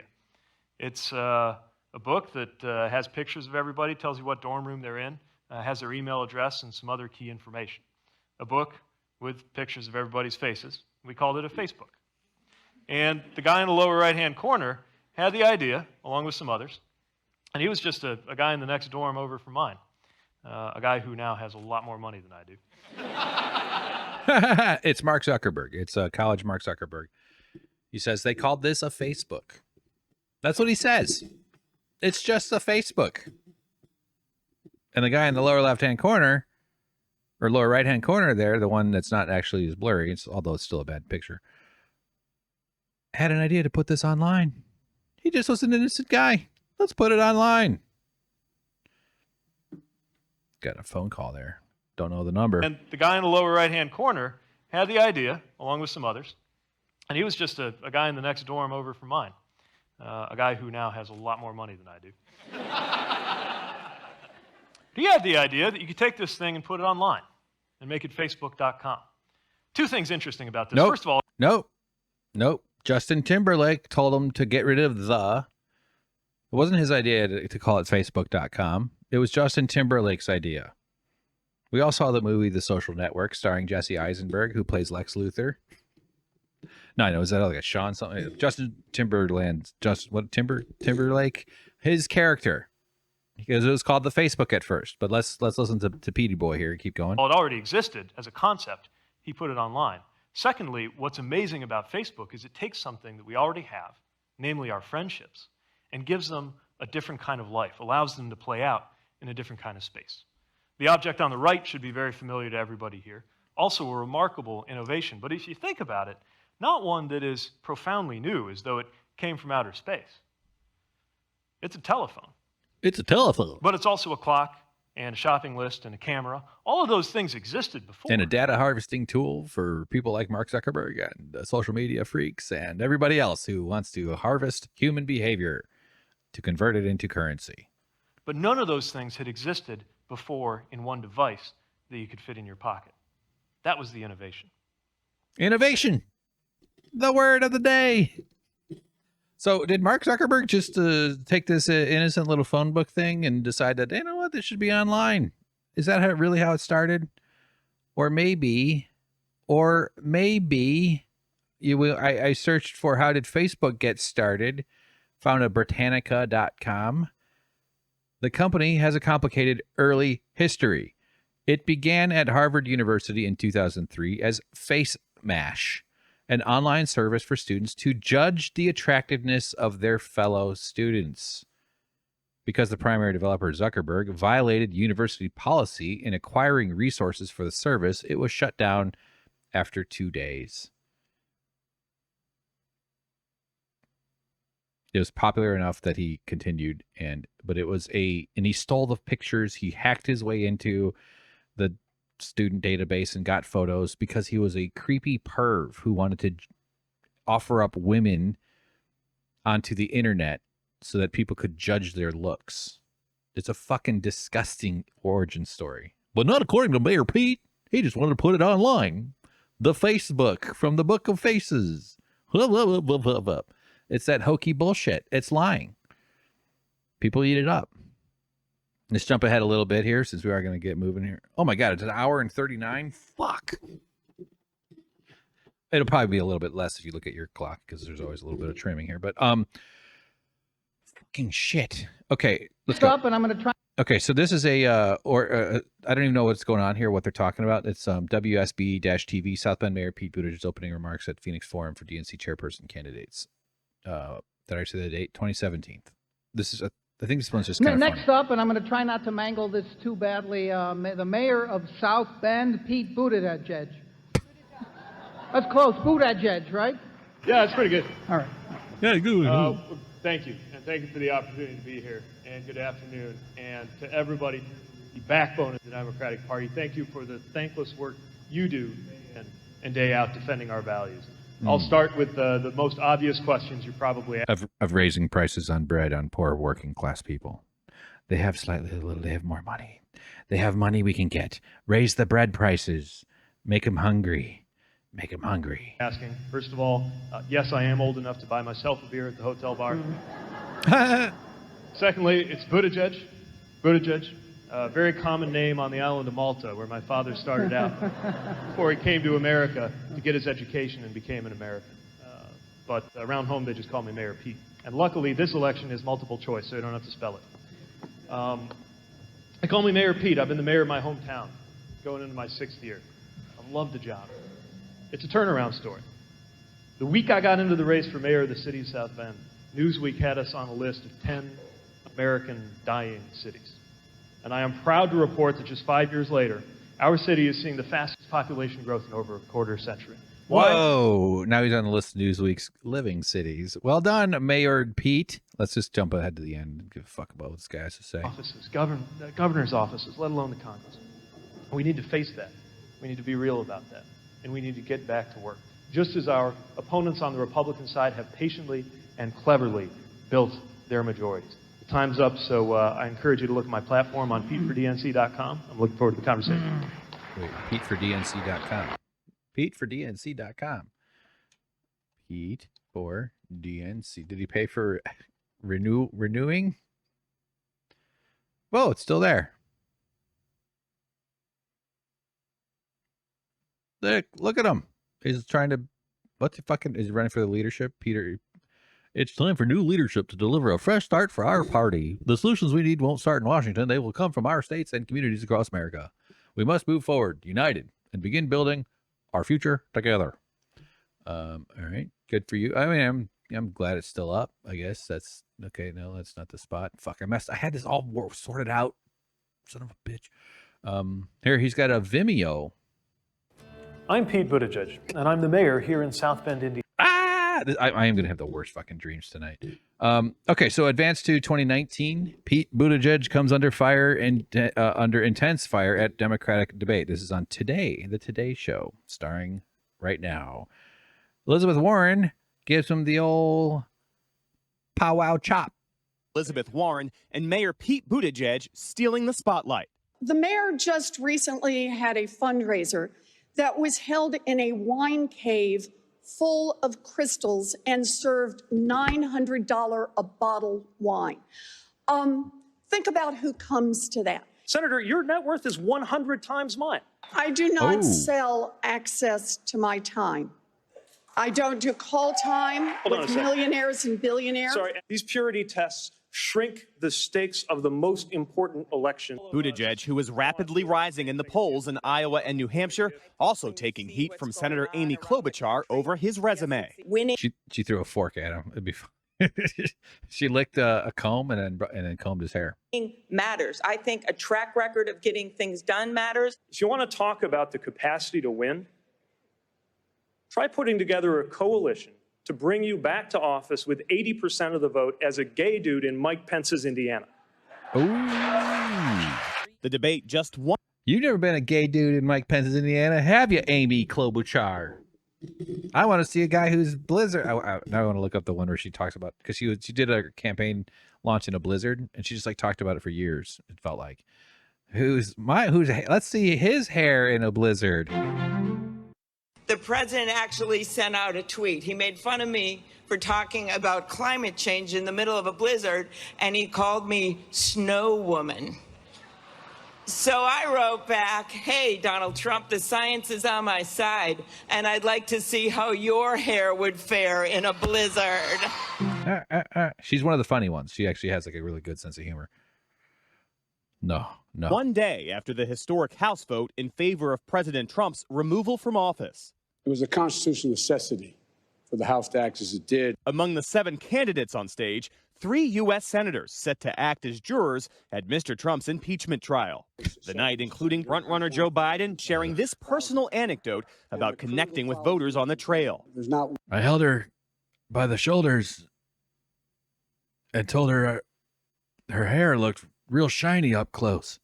One line I go through, I don't have at least a half a dozen people come up and hug me and say, can you help me? Can you sniff my scalp? Can you sniff the cancer off the top of my head? Just lost my daughter 10 days ago. Can you help me? My family was wrecked by mass incarceration thanks to your entire career. Okay, So Warren went after him, and then we got. Oh wait, no, we're not doing Wine Cave. Or no, we are doing Wine Cave. So the Wine Cave thing was like a big the blow up that kind of sparked bits for a bit. There's a photo of it here. We're looking at the Intercept article by Ryan Grimm and John Schwarz. The headline is "The defenders of the Wine Cave are missing the point. Legal or not, most Americans think that the campaign finance system is inherently flawed and needs to be rebuilt." Yes, corrupt pieces of shit who have fancy wine basements. It's much nicer than what you picture a cave being. It has rounded archways, brick and stone combined. It'd look really cool in Valheim. That'd be kind of fun. Yeah.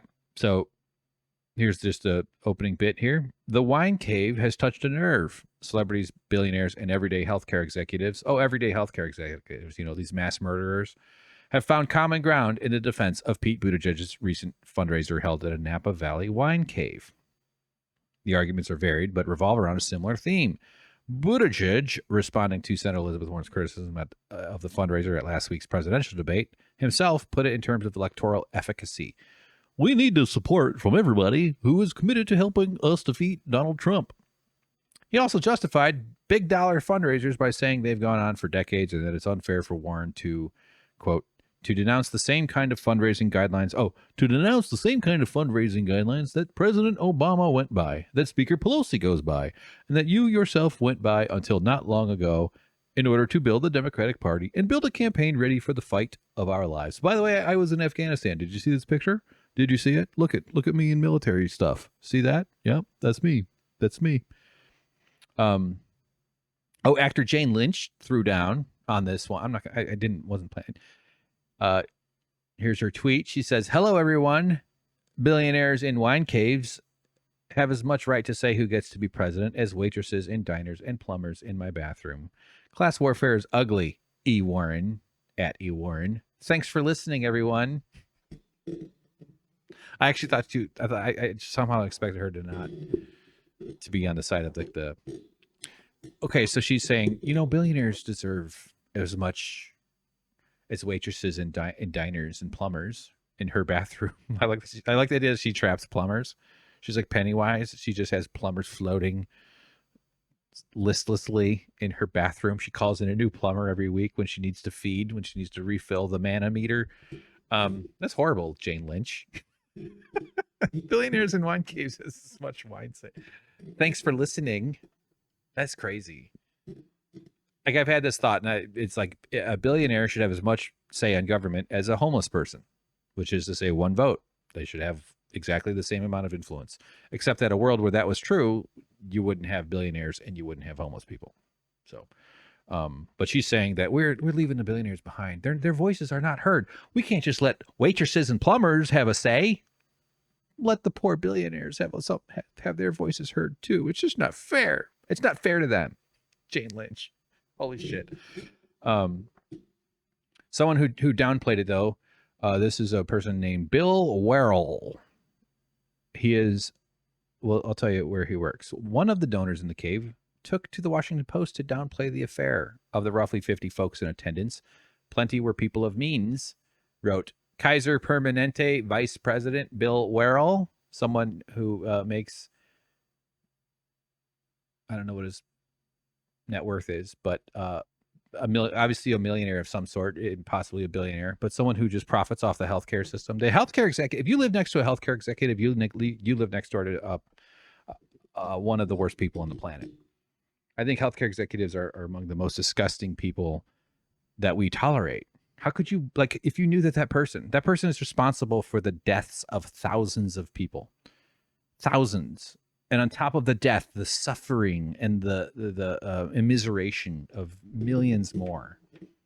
And they get to live in polite society. They get to have luxurious lives. My thing is squeaking so fucking much. I hope that's not getting picked up. My microphone stand. It's so gross. So he's basically defending money in politics and corruption and all this stuff. And of course, and that naturally, that's where Pete Buttigieg would go, obviously.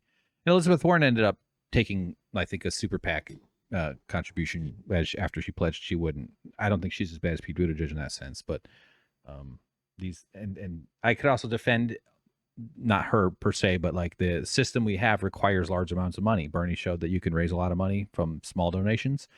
But just the presence of the need for money and the length of the elections, like we could just do like a 5-month or 3-month election or something. Whatever. That's a lot of different points. But writing here, however, that's not how most people see things. A recent poll found that 54% of Americans see, quote, corruption in our political system as an extremely serious problem, more than any other issue, including rising healthcare costs, climate change, and unauthorized immigration. It certainly is what it definitely prevents any kind of forward movement on most of the other issues. A 2015 New York Times survey discovered that 85% of Americans believe our campaign finance system needs either fundamental changes or to be completely rebuilt. Notably, Werrell was able to attend the Wine Cave event because he's given the maximum legal contribution of $2,800 to Buttigieg. Only about 140,000 Americans, or 0.06% of the adult U.S. adult population, gave the maximum to any candidate in 2016. And while Werrell states that he is neither a billionaire nor a millionaire, yeah, right, public records indicate that he has equity in his home of at least $1 million. Werrell did not immediately respond to a request for comment.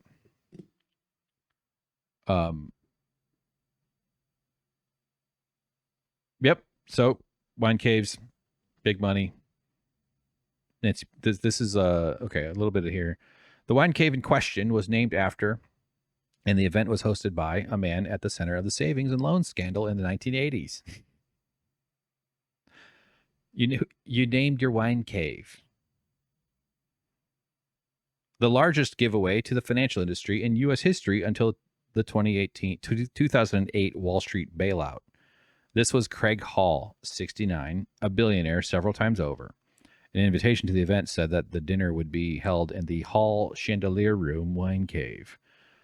That's in quotes. Hall is a longtime political donor who, with his wife Catherine, has given at least $2.4 million to Democratic candidates and causes since the 1980s. As Buttigieg hinted, he hosts an annual event for House Speaker Nancy Pelosi at the winery. So it's a gathering spot for vampires. Vampires get together. Some of them show up with their teeth already out. Some of them don't have their teeth out, but by the end of it, they're all covered in blood. They feast. And they make plans and they scheme and they schmooze and they have their own weird interpersonal bullshit. This is there's nests where these gatherings happen, and it's constant. It's a forever churn, and people like Pete Buttigieg are just setting themselves up to be in line to continue the tradition. Why is it squeaking so much? Is this?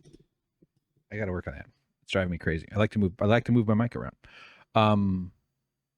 But Pelosi was not the first speaker he's lavished money on in the 1980s. He was a major donor to Democratic Rep. Jim Wright of Texas.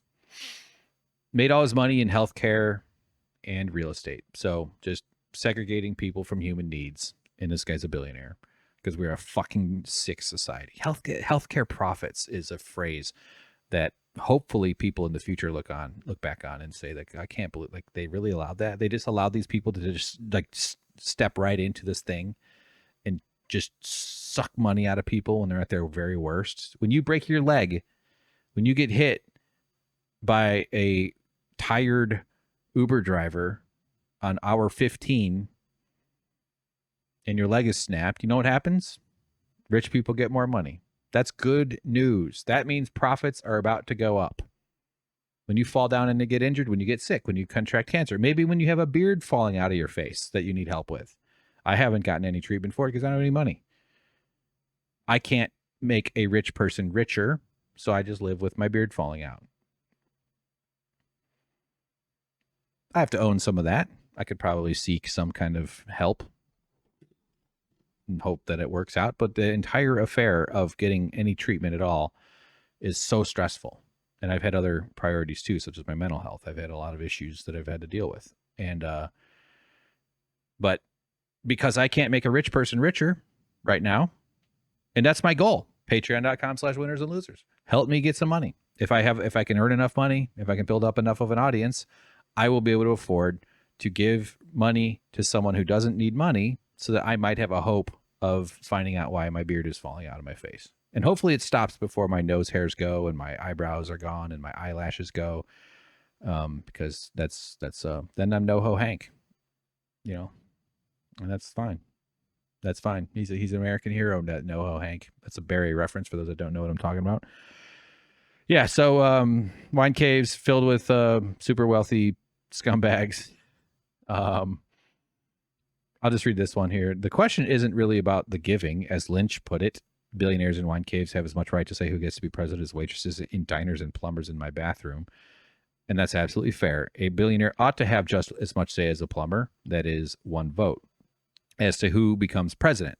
The question is about access and influence. The problem isn't the wine cave. It's that billionaires and healthcare lobbyists are in there together with a presidential candidate, waiting while waitresses and plumbers are barred from the room, unless a pipe breaks or a glass needs to be refilled. It's the influence that is the problem. Well said, Grimm and Schwarz. There's a little bit more about this, the rich people who own it. Here's a Daily Beast article. Headline: The shady history of Mayor Pete's wine cave, an ultra-rich couple that owns it. $100,000 checks, plum ambassadorships, and $102 million. I don't need... Oh, we got to listen. The shady history of Mayor Pete's wine cave and the ultra-rich couple that owns it. By Scott Bixby. Ooh, Scott Bixby. Cash me inside. $100,000 checks, plum ambassadorships, and a $102. Okay, let's jump ahead a little bit. Let's just see what the Autobot says. 1 year after donating hundreds of thousands to Democrats seeking re-election, wine caver co-owner Catherine Hall was nominated as the U.S. ambassador to Austria. Perfect. There's nothing else needs to be said. I don't need to read. We don't need to go into this. You can Google it if you want. Daily Beast. That's hilarious. That is so funny. See that you're just paying for stuff. And it's all the same churn. Don't change anything. If anything, the only way something can change is if we can arrange it so that rich people can continue to get richer. I don't know how people don't understand this fucking scam that this whole entire economy is. The only thing that's allowable, and Obama was a perfect example, is that if we can have slight change, if it means the wealthy get to continue their extraction. We cannot turn the throttle down on the vacuum. Here's an article. This is jumping a little bit. Actually, no, it's not. In our timeline. I'm trying to keep to some kind of timeline. December 15th, 2020. Revolving Door Project. revolvingdoorproject.org. Buttigieg's campaign donors would likely get a strong ROI if he headed transportation. So he ran for office. He made a pretty big mark. He's got very strong public communication skills. His speeches are excellent mesmerism, the way that he knows how to command a stage. I'm not saying he's particularly charismatic, but on the whole, he's far better at it than others. He was even imitating Obama for a little while, following the same kind of cadence, just sort of doing what Obama does, especially when he's doing inspirational speeches. Very calculating, though. This guy's, I don't doubt that he has an intelligence behind him, which makes him even scarier. You know, like when you can tell a dog is smart, you're like, wow, that one's like, that's just not a dumb fucking dog. That's like a regular, that's just not a regular ass stupid moron. That one's thinking about stuff. This article by Vishal Shankar. CNN reported last weekend that Pete Buttigieg is now a top contender for Secretary of Transportation. Pretty important job for a guy who was a mayor in the Biden administration, among other high-profile names, including Eric Garcetti. Oh, L.A. mayor, L.A. fucking guy. That guy's horrible. Gina Raimondo and the infamous Rahm Emanuel. Those are some real heroes. I don't know Gina. I'm sure she's probably terrible since Biden was considering giving her a job. Yep, Biden's horrible. Earlier reports indicated Buttigieg had been considered for ambassador to China and turned down the position of director of the White House Office of Management and Budget because he wanted a real cabinet position, not a staff level job. Because he has a ambition to become president, which is what is clearly motivating every single thing he does. Buttigieg's tendency to shift policy positions based on the preferences of large donors remains a significant concern if he were chosen to head a cabinet department. In addition to his well-documented flip-flop on medical care, Medicare for all, Buttigieg quietly dropped key policy promises from his 2020 campaign stump speeches after wealthy donors expressed their displeasure with them. I'll take away your wine, Pete. Make it harder for humans.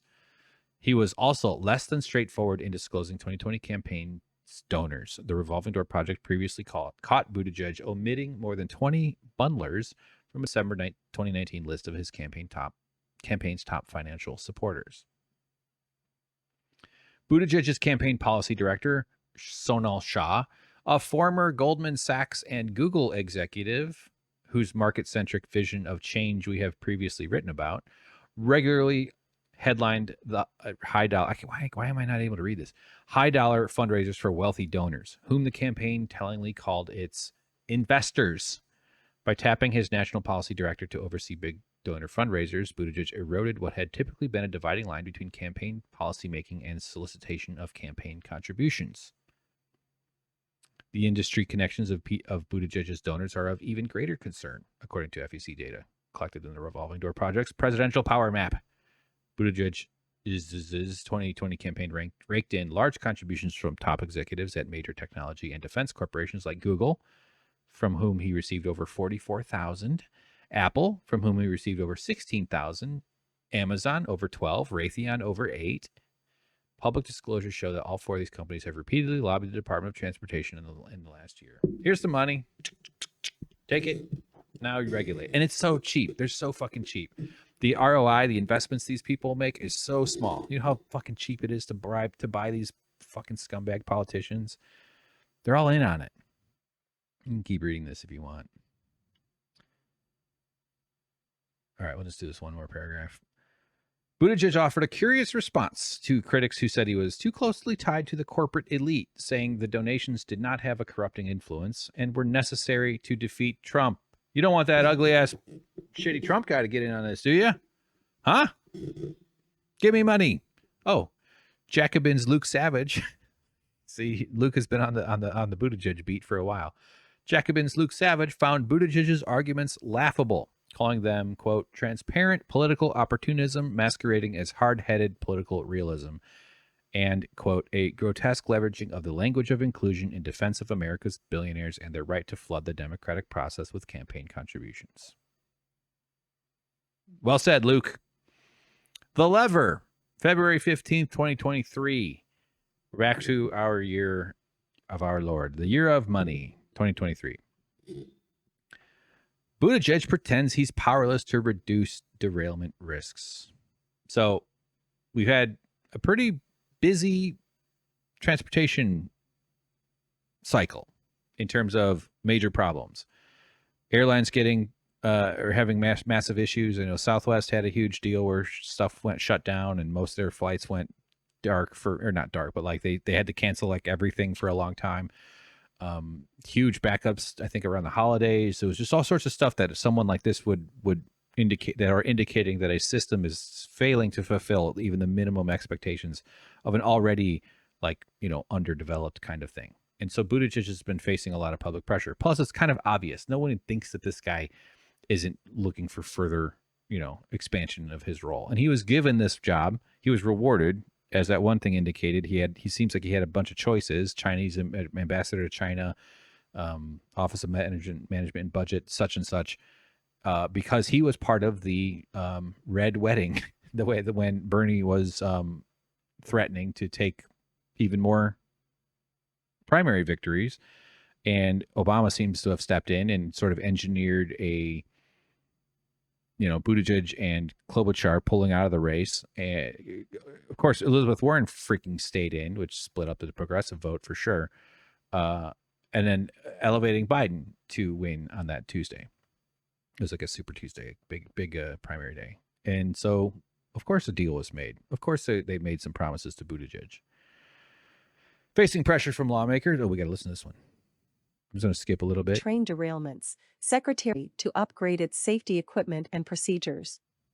In a Twitter thread posted more than a week after Norfolk Southern's fiery train derailment in East Palestine, Ohio, Buttigieg indicated that he cannot reinstate an Obama-enacted, Trump-repealed law requiring some trains carrying hazardous materials to replace their Civil War-era braking systems with new electronically controlled pneumatic (ECP) brake technology. Hey, listen, we can't do that. We can't. What am I? I'm just the guy in charge of this stuff. I'm constrained. I have no ability to innovate. We're innovating by keeping the Civil War era braking technology. We have newer ideas. We've since come up with some better stuff since the Civil War, called electronically controlled pneumatic braking. Nope. We've already innovated enough. We just got to keep these old Civil War ones. You know why? Those other brakes are expensive. It's going to cost money. My donors told me that they don't want to spend money on that. It's bad for profits. I gotta fulfill all the horrible organizations that McKinsey is promising. I'm the golden boy. Do you think that like all these places he has affiliations with aren't excited that one of their own is on his way to the White House eventually, or at least trying to? That this guy that they all lining up behind this freak, this soulless, dead-eyed creep who thinks Mark Zuckerberg I don't even know if he thinks that, who lied at least, and that's maybe giving him credit, but you know, that's not that relevant. But so here he's constrained.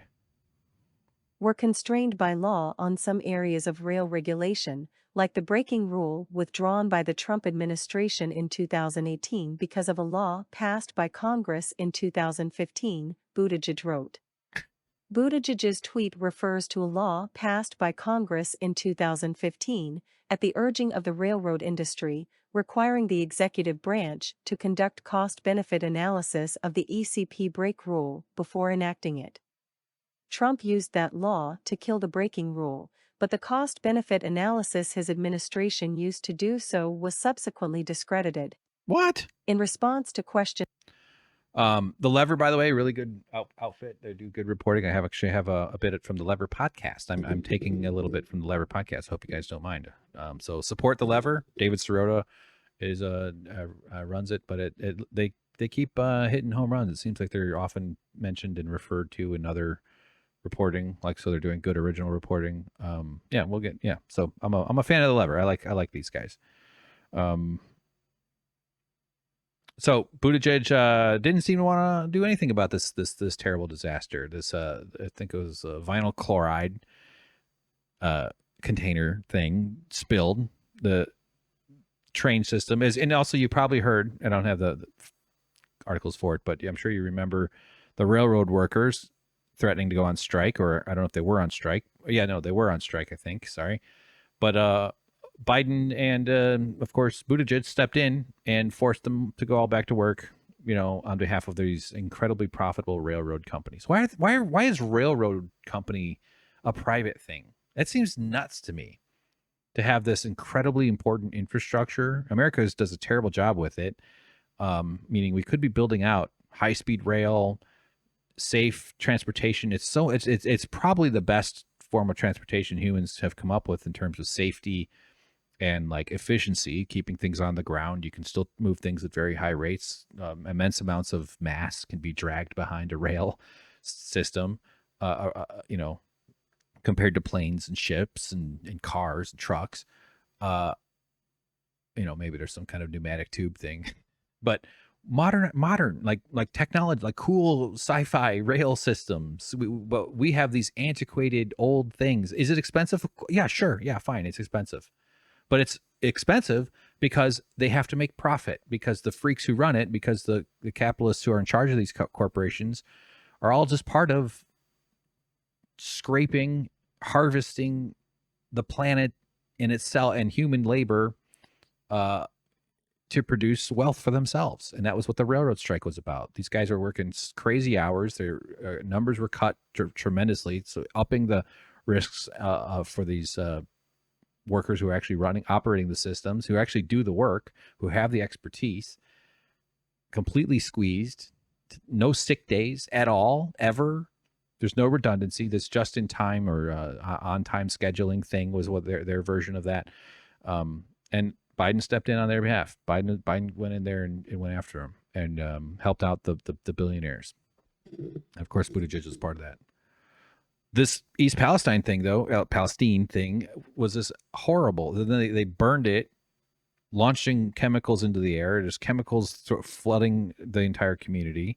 It was a fairly prominent story for a little while, but it died down. Here is a video of someone calling out Pete Buttigieg. This is from The Lever. This is actually from David Sirota at a some kind of town hall thing. Let's just hit play. I haven't watched this.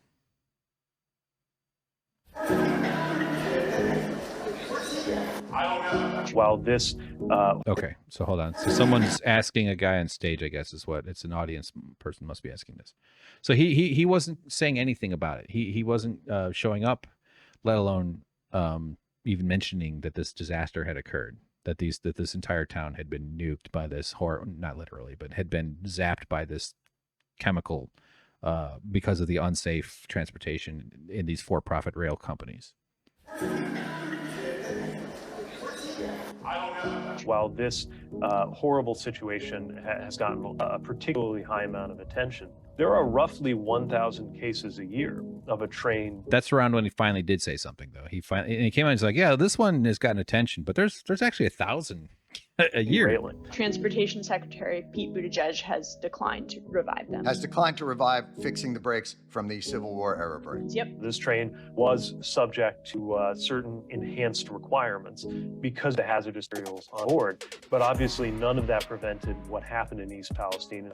We've faced issues from container shipping to airline cancellations. Now we got balloons. That's right.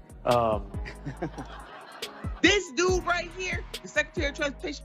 That's Nina Turner, employee of the Young Turks. Anytime I see her, I just think, yeah, you never spoken up on behalf of the Young Turks Union, Nina. I'm always just calling her out, man. She's never say something. Speak up about it, Nina. Challenge Cenk. Make him tell the truth about what the hell happened with the union busting. The guy never has. They've never talked about it. Sorry, that's a whole different topic. But I find her silence, and people challenge her on it in her tweets all the time, but no one at TYT will challenge Cenk on the union busting, and he deserves to be called out for it. Sorry, Nina Turner, you're letting the workers down. She's an employee there. She does a show called Unbossed. The people who the guy insulted by spreading a conspiracy theory that the Young Turks workers started a union because he was running for Congress on the impetus of Nancy Pelosi, which is what that's the version that they told their audience, and then did the union busting, which included all kinds of crazy union busting stuff. I have some podcasts on this channel about that if you're curious. And Nina Turner, big fighter for workers, she claims, even though she's taking directly from she's benefits from these workers, the actual people. I worked there. I was part of that union, or I almost was. I got fired, but I was part of that union organizing drive. So yeah, I have a lot of opinions about that one, to be sure. Let's get back into it, though. She's right, though. She should call him out for here. I backed up a little. This dude right here, the Secretary of Transportation, he can afford to be cool, calm, and collected because it's not him or his family being impacted. We continue to see recurring safety issues in our accident investigations that are 100% preventable. Norfolk Southern, okay? This is their rail system. They're worth $55 billion.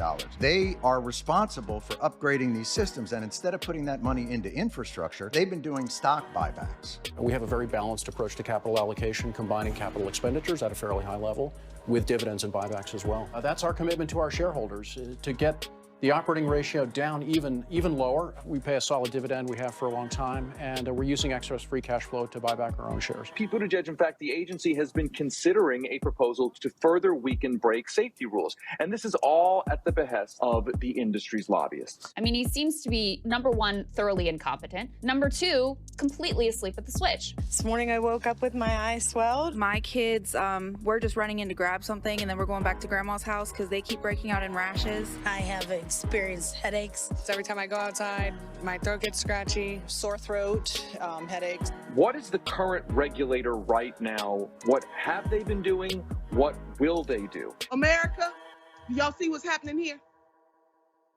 I just want to give credit there to The Lever. The Lever does absolutely fantastic investigative reporting. They are breaking stories. They do far more than the vast majority of what the mainstream press does. Shout out to Lever News and David Sirota. That was David Doyle. This is Kyle. There's Crystal Ball. Reporting about the corrupt. Yeah, all right, just people on. Yeah, that music is too loud in that one though. By the way, guys, turn it down. You don't put your keep your dBs at around negative 20 ish. If it's really bassy, even deeper than that. I found the music distracting. I make videos like that professionally. I did. Not that that's my fucking ambition in life. So yeah, scumbag piece of shit beat Pete Buttigieg. By the way, the Lever, support him. We got more from the Lever coming up actually. But Biden transportation. This is another tweet, February 16th. So he's finally come out. This is where he says the 1,000 cases a year. Let's just listen to him. Look, rail safety is something that has evolved a lot over the years, but there's clearly more that needs to be done because while this horrible situation has gotten a particularly high amount of attention, there are roughly 1,000 cases a year of a train derailing. Look, rail safety is something that horrifying. Just hey, what do you? This happens all the time. This one's bad, yeah, but what's all the big deal about this? As if like he's too busy. How is that supposed to be a response? Just freaking it. What a joke. One more tweet, video. Someone confronts him. Oh God, it's a Turning Point USA video. So let's just take it with this, just see what it is. She says, this is Savannah Hernandez. I confronted Pete Buttigieg once again in a big 3 weeks later after he tried to dance around questions on slow federal response. I then asked him if he thinks 1,000 train derailments per year was okay with him since that was his initial response to the East Palestine derailment. Okay, so he's being confronted. I'm sure I don't agree with this person ideologically, but it doesn't mean that him being questioned by her is a bad thing. It's good to question anybody in power. What do you say to residents who say you're too little too late? Well, I say that we're with residents right now. Mr. Secretary. We're going to be here before, as we were in the first hours. Why did it take you 3 weeks then, Can I Pete Buttigieg? finish my answer to the first? Well, we're saying it's too little too late because it took you 3 weeks to get here, and then you used the I'm excuse answering the that question it was, that was there's just 1,000 asked. train derailments in the USA every single year. Is that okay to you as the Department So I can't tell of I can't tell what the question Transportation is, but I'm Secretary? on my way to answer a lot The of question is, questions do you from think that you've reporters done a right good now. job as the Secretary of the Department of Transportation? Yes, I'm proud of what FRA and PHMSA have done here from day one, from the first minutes, or at least the first hours of this response. What I'm really proud of is the community that I saw here. You've got federal agencies, you've got local first responders, you've got states, but most of all, you got a community that's been through a lot that I think is pretty frustrated with people trying to take political advantage of this situation. And my focus is going to be to make sure that our freight rail system gets safer. And anybody who wants to take political advantage of this, I'm calling them to the table to find out whether they are for How are or you going against. to fix that, though? Well, I would start by referring you to the whole plan that we put out the other day, and I'll be Can you speaking give more us 3 about bullet this points with the very report. quickly? You can find it all Just 3 online. bullet Yeah, points. sure. Work with Congress to raise the fines, the caps on fines. Our own work on things like focused inspections and the 2-person crew rule. And another thing that railroad companies don't have to wait on us to require them to do, which is getting better information to local communities. Mr. Secretary, would you still Again, be here? Better information to the local community. Okay, that's one. Raise caps on fines. You can poison people. You can put chemicals in the water and in the air and in the ground, and you can poison babies and children and everybody above babies and children. And we might charge you a little money if it turns out to be trouble. It's nuts. It's so freaking it's just such madness. And I just noticed too how he's flanked by this phalanx of guard. Look at this. Look at all the weapons of these guys. These guys got clips. There's a whole bunch of guns. There's some kind of multiple handle things on the guy's chest. There's a yellow taser, I'm sure that is. There's a huge gun. He's got multiple cops. These government violence goons. Because high profile targets have to be protected because we're the violence country. Another thing, it's gonna get back to maybe that. I got that timing right. Trying to be here. Trump wasn't here yesterday. Okay, backing up. Which is getting better information to local. Mr. Secretary, would you still Again, be here I want to if get to President this. Trump wasn't here yesterday? Yeah, the timing of my visit is based on trying to be here with the community, but also trying to not be in the way of NTSB. Maybe I got that timing right, maybe not. But the most important thing for me right now is that doesn't wind up allowing people to change the subject and block needed rail regulation. Sure. Yeah, that's what your donors. Yeah, that's right. Yeah, you fucking scumbag. Here's the lever. Pete Buttigieg pressured into promising to do his job. February 22nd, 2003.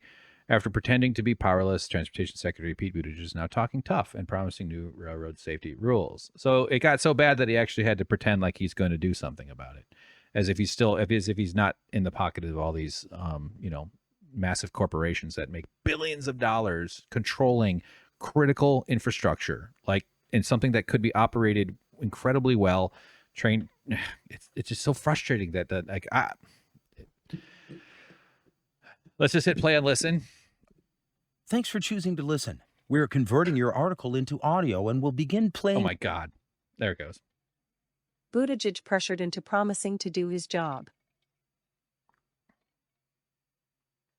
The Biden administration was slow to publicly respond to Norfolk Southern's toxic train disaster in Ohio, and when they did, White House officials and Transportation Secretary Pete Buttigieg at first struggled to explain why they weren't racing to improve railroad safety standards.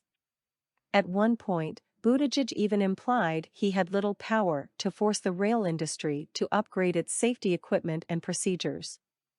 After a week of withering pressure, this promise is particularly important. As the lever reported, when the Obama administration was crafting new regulations on high-hazard flammable trains, officials limited how many trains would be subject to higher safety standards, ignoring pleas from federal safety regulators and siding with railroad lobbyists. As a result, railroads do not have to notify state and local officials when trains moving through their communities are transporting Class II flammable gases like vinyl chloride, the carcinogenic substance that necessitated local evacuations in East Palestine, Ohio. Crews released and burned the vinyl chloride, creating a toxic mushroom cloud. By limiting the definition of high-hazard flammable trains, the Obama administration reduced the number of trains that would be required to use new electronic braking technology. Several experts, including former Federal Railroad Obama helped out his railroad buddies. Obama is part of the problem. Trump made it worse, I guess it said there. And requested that lawmakers, though it will require constant new rules options from Norfolk. All right, sorry, I'm just jumping around in that audio. It's a little bit clumsy to do that. Probably not fun to listen to. Yeah, really bad stuff. Really crappy stuff. Here is someone quoted. This is Ron Kamenkow, General Secretary at Railroad Workers United, the union. Pete Buttigieg, like any other bureaucrat or politician, is a master of pontification, saying, I believe this and we could do that, said Ron Kamenkow, General Secretary of the Railroad Workers United. I don't give a damn what you believe, and I don't give a damn what we should do. Make it happen. All of that nonsense about urging and encouraging the Class I rail carriers is simply grandstanding and ineffectual, Kamenkow continued. It is bullshit. Make the bastards do it. But then he wouldn't get to go to the wine cave, and it would harm his ability to arm up his gigantic pile, his war chest for becoming president someday. He's got to make his masters happy. So this is the Lever Time podcast. You're going to hear the first voice is producer Frank. This guy named, I think his name is Frank Capello. Yeah. I actually saw this guy on TikTok back when I was doing a little bit of shit on TikTok, and I'm still kind of thinking I might try that again, but I'm not really emotionally ready for that. Really good dude. He does like sort of, socialist kind of content. Nice guy. One of those easily likable guys. And real quick plug too, since I'm using Lever audio here, is Frank does a podcast called Movies vs. Capitalism. Actually, right up there, they're advertising the Succession finale. I haven't yet gotten into Succession. But Movies vs. Capitalism is a pretty cool podcast. I've been listening to it. I try new podcasts fairly regularly. They keep it short, unlike mine. And they pick a movie. They let their guest pick a movie. Harvey J.K. was one of them. Or that's his name, right? J.K.? I never noticed it was J. Okay, sorry. That tripped me up. They've had some interesting, like they go over, one I listened to was like Ghostbusters. They kind of talk about the capitalist kind of stuff about it. But it's it's not just like me being like, well, fucking capitalism. It's sort of they get into the stories and they kind of talk about the filmmaking, and it's a really well done podcast on the Lever network. Another Lever show I listen to is The Audit. That's Dave Anthony and Josh Olson, who did the West Wing Thing podcast. I'm just a fan of both of those guys, and yeah, good lefty analysis and stuff, and yeah, so check out those. So anyway, we're going to listen to some, I think these are reporters, journalists, Julia Rock, Rebecca Burns, and Matthew Cunningham Cook, talking about the reporting they did and how it relates to Pete Buttigieg. I'm only going to play a couple snippets. It's a 48-minute total, so incredibly short by my standards. But I think the first voice here is Frank. Just listen, you'll like it. All right, so a week goes by. At this point, public pressure is starting to mount on the Department of Transportation and its secretary, Pete Buttigieg, partially because that's his job to regulate the railroads, but also because of a follow-up piece that you all wrote about what actual authority he has. So can someone go into a little bit of detail about that? What was Pete claiming was his authority versus what he could actually do? So full disclosure, I am a former resident of South Bend, Indiana. I was not a fan of Pete Buttigieg's mayoral administration, but none of us are waging a personal vendetta here against Secretary Pete. I still have to say I'm actually still kind of shocked that it took him 10 days to say anything at all, just because that's just startlingly inept politically. So, it took him 10 days to say anything, including he was on all the Sunday talk shows, talking about the State of the Union address. The first thing he said on Twitter started with, "I continue to be concerned." Also just poor, just on a political performance level. So after that sort of initial statement, the first sort of lengthier statement that we saw from him, he sort of pretended not to have any regulatory power over the situation. Specifically, he said that he was constrained by a 2015 law passed that was what the Trump administration had used to repeal this braking rule. Now, it is true that there was a 2015 law. It's true that that was what the Trump administration, or what sort of paved the way for the Trump administration repealing the braking rule.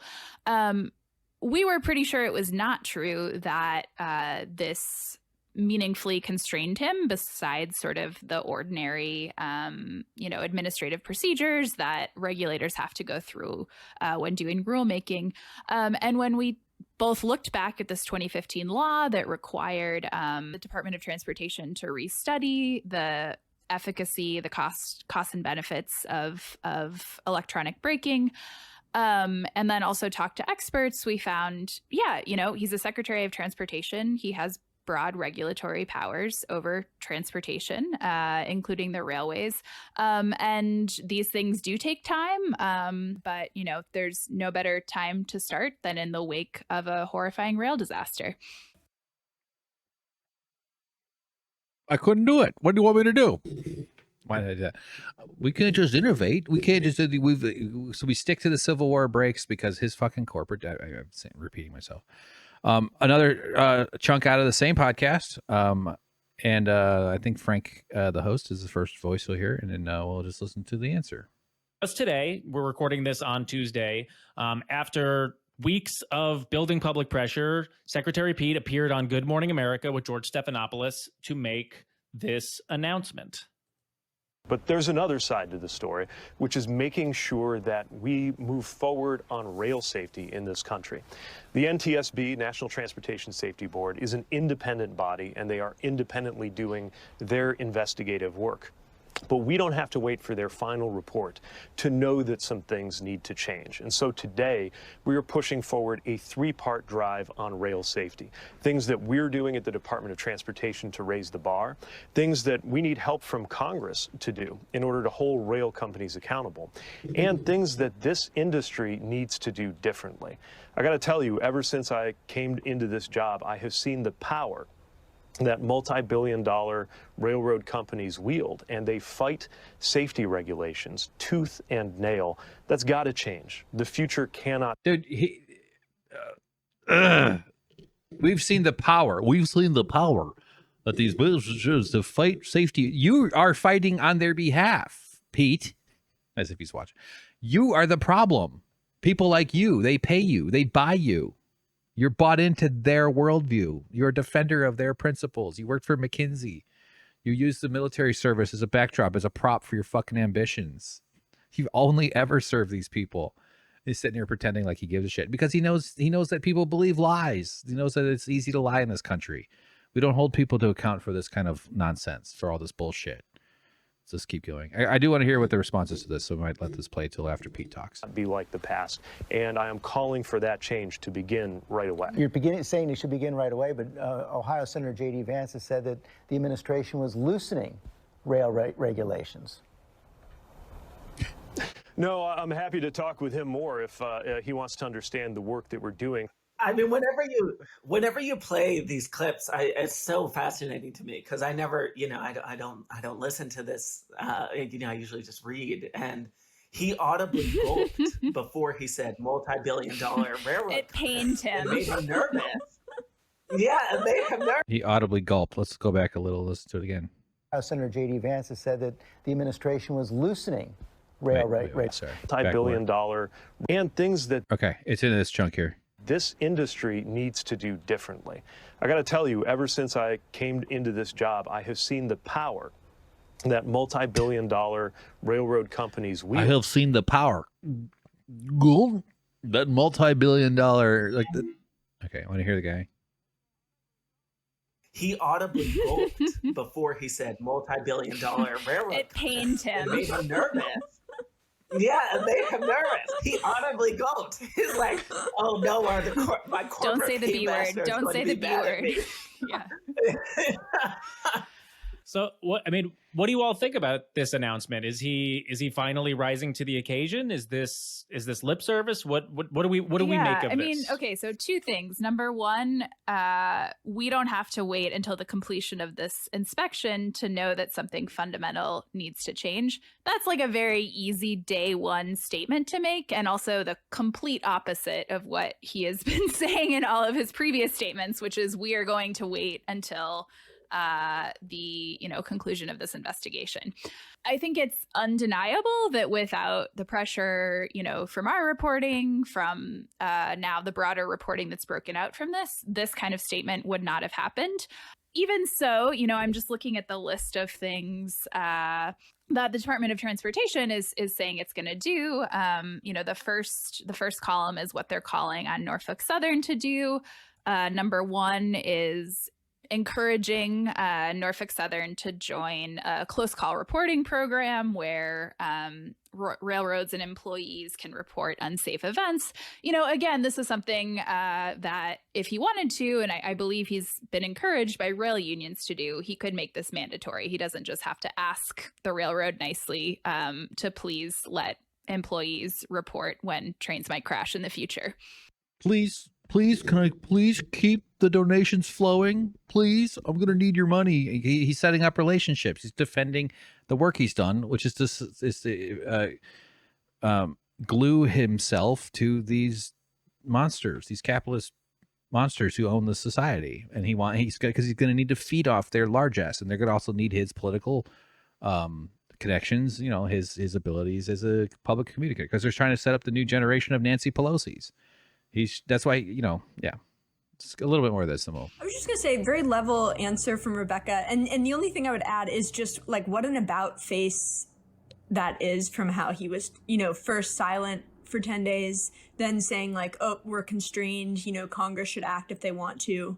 And then just within a couple of days, calling out the railroad industry and saying that he does have, executive authority to do something. Again, to Rebecca's point, like there's, until sort of comprehensive rulemaking has happened, until he's actually done something, there's not anything to like celebrate necessarily, but it's just a remarkable shift that can only happen, sort of under immense pressure. And I think the lever did play a big role in that. Yeah, I think that's right. All right. Well done, guys. Keep it up. That's why we need journalism. That's why we need good journalism. And it's really a tragedy that there's so much less, loss of local journalism throughout the realm. Big problem that is. Even Mitch McConnell went after him. February 27th, 2023, day after that. Although this podcast was on the 22nd, so we're skipping ahead a little bit. But here's Mitch McConnell going after. Even amidst a catalog of crises on his watch, from this and other recent train derailments to the meltdown in air travel back during the holiday season, Secretary Buttigieg has seemed more interested in pursuing press coverage for woke initiatives and climate nonsense than in attending to basic elements of his day job. Secretary Buttigieg has said more coverage for his woke agenda. How the fuck is this guy? Look at our country. How are we not humiliated? Just on the optics and the voice and the carriage and the demeanor of this person. This guy is such a fucking evil piece of garbage. It's insane. I don't know. My vocabulary for describing these folks is very limited. I have evil, monsters, and freaks, and demons and vampires. Yeah, that's hilarious. And he like turns into a cloud of bats. I did actually get a couple more. These are Buttigieg 5 days ago on CNBC. Let's just click play. We're already 2 hours and 30 something minutes in, so you're with me. Come on, we're gonna round off the end here real quick. Don't worry. CNBC's Phil LeBeau joins us with a special guest. Hi, Phil. Hi, Sarah. Pete Buttigieg, Secretary of Transportation, joining us here at O'Hare. This is the big test this weekend. What are you most worried about? Memorial Day vacation travelers is the big test, is what they're saying.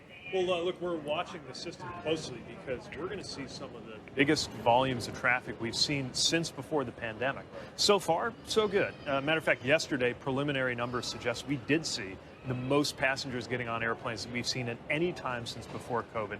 And the system held up quite well. We saw less than 1% of flights canceled. But we do have some weather coming in. What I'm really looking for is resilience in the system. You can't control the weather, but when you do get weather in a certain part of the country or when an issue comes up, how quickly can the airlines recover? We pushed them a lot last year to build more resilience into the system, and we're seeing a lot of indications of that.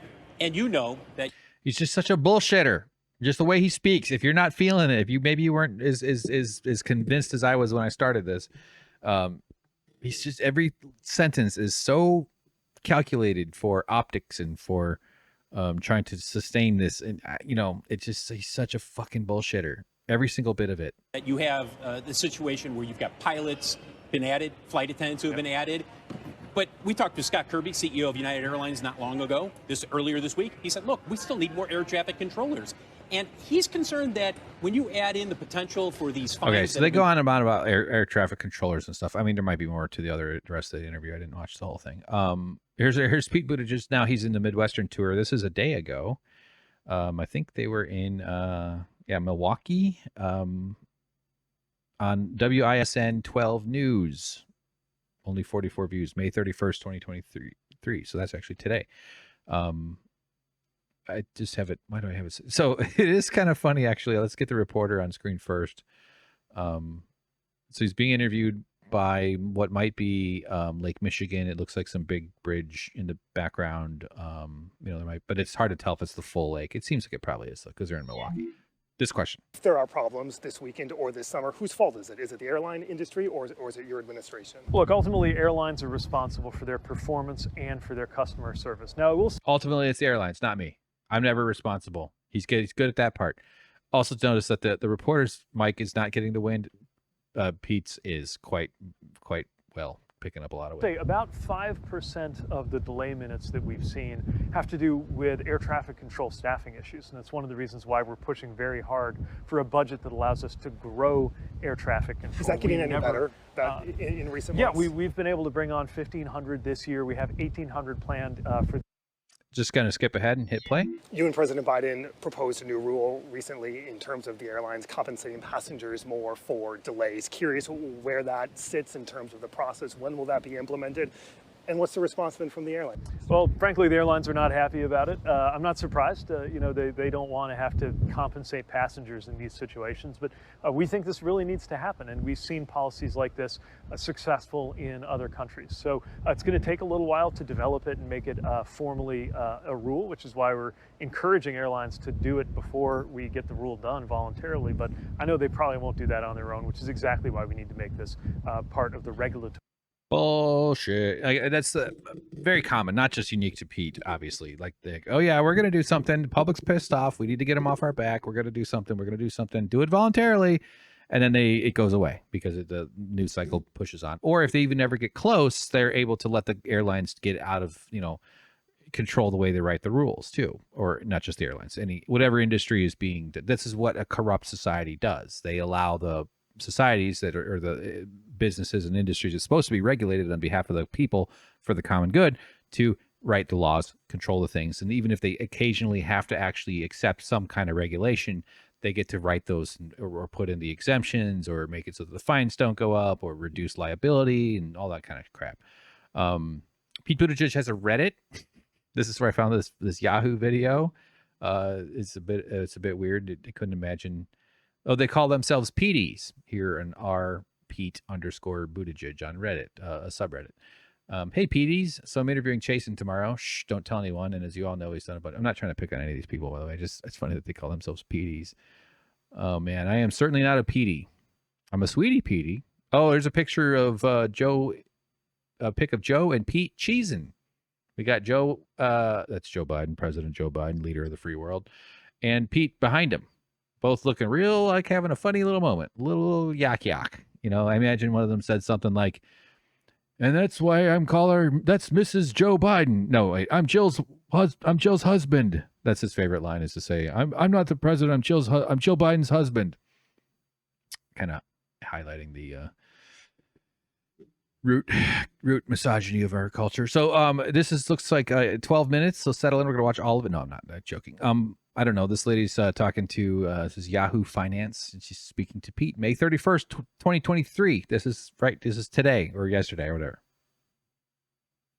I got no audio. Congress will vote later this evening on President Biden and House Speaker Kevin McCarthy's bipartisan agreement to raise the debt ceiling and limit government spending before the so-called X date. At the end of the day, Oh, that's there what he you're is. going to House McCarthy there. What do we know now about how some of these cuts and these negotiations will impact your department? Well, the effect will be much more attenuated compared to. All right, who gives a shit? Fucking Pete Buttigieg. Last couple bits. We're almost there.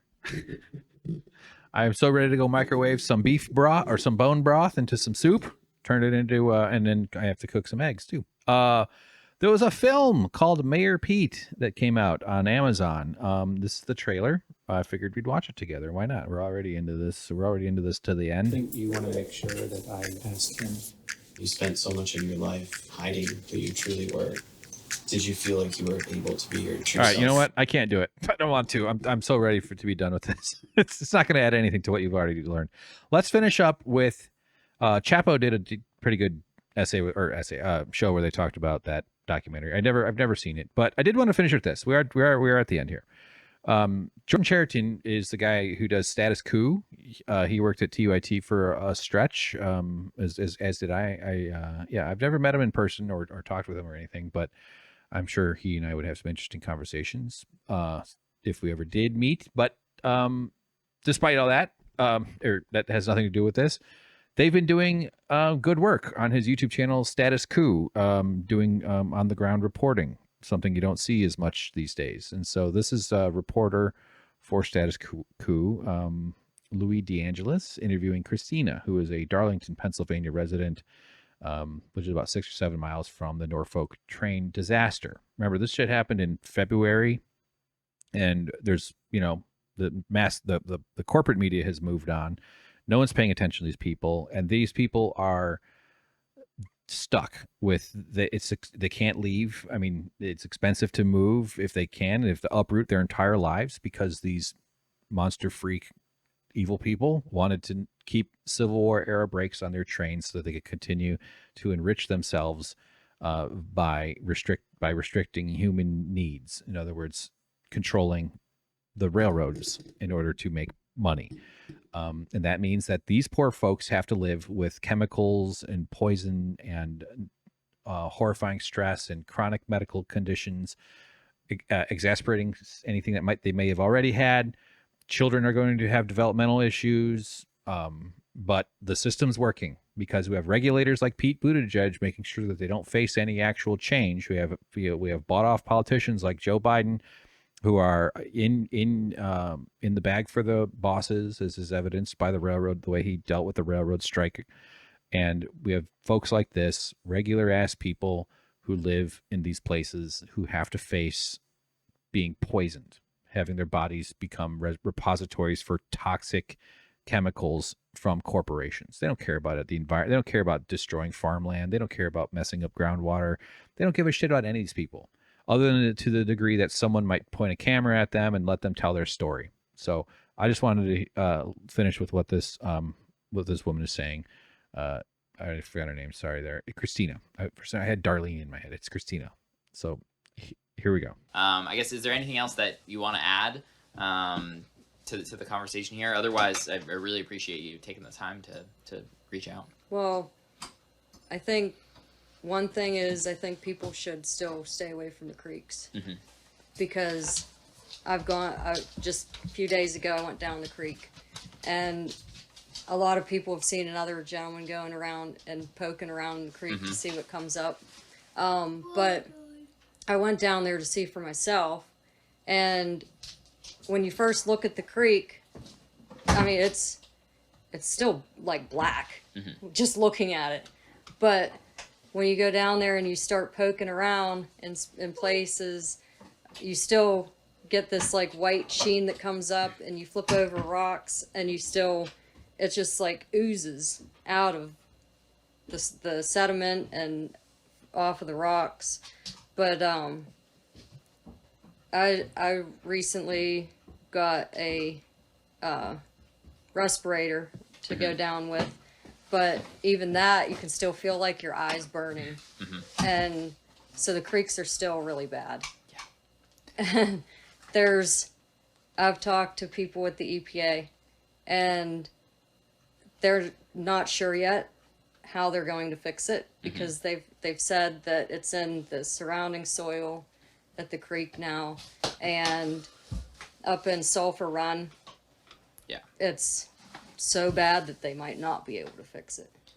Right, which is outrageous, especially considering Sulphur Run essentially runs like through the middle of town. Yeah. It's kind of bizarre without seeing it, but Sulphur Run literally runs in tunnels under people's homes, yards, under like the municipal building, and like it runs right through the center of town. I've spoken with residents who so the creeks are dangerous. The chemicals come flying up at you when you poke at it, and people are sick and need respirators and their eyes are burning. But the railroad companies and their investors are making out like bandits. They're making tons of money. They need more money. They need money. They need Maserati money in 20,000 years. They need billions. They need as much as they could possibly get. And after a certain point, that kind of wealth acquisition isn't even about buying luxury anymore. That you reach that luxury threshold very kind of quickly overall. Not like you or me, but the way these freaks are. What the reason they need all that money is so that you don't get it. It's so cheap to buy corrupt pieces of shit like Pete Buttigieg and Joe Biden, everything they represent in terms of their ambitions to continue the neoliberal nightmare policies that we have. Back to Jacobin. We'll just go to the end here. Remember this profile in Wired, where Pete loves beer, guns, and God, and Mustangs, especially electronic horses. So here's Luke Savage writing. He's been both a declared champion of quality public services and a corporate consultant pushing for their privatization. He's unequivocally backed universal health care, but also been its fierce opponent. He's liberalism's golden boy du jour, but courted the Tea Party during his first run for elected office in 2010. A profile or interview that was even remotely interested in interrogating Pete Buttigieg beyond the level of gesture and effect might have thought to probe these shifts at least a little bit. But again, doing so would ultimately be besides the point.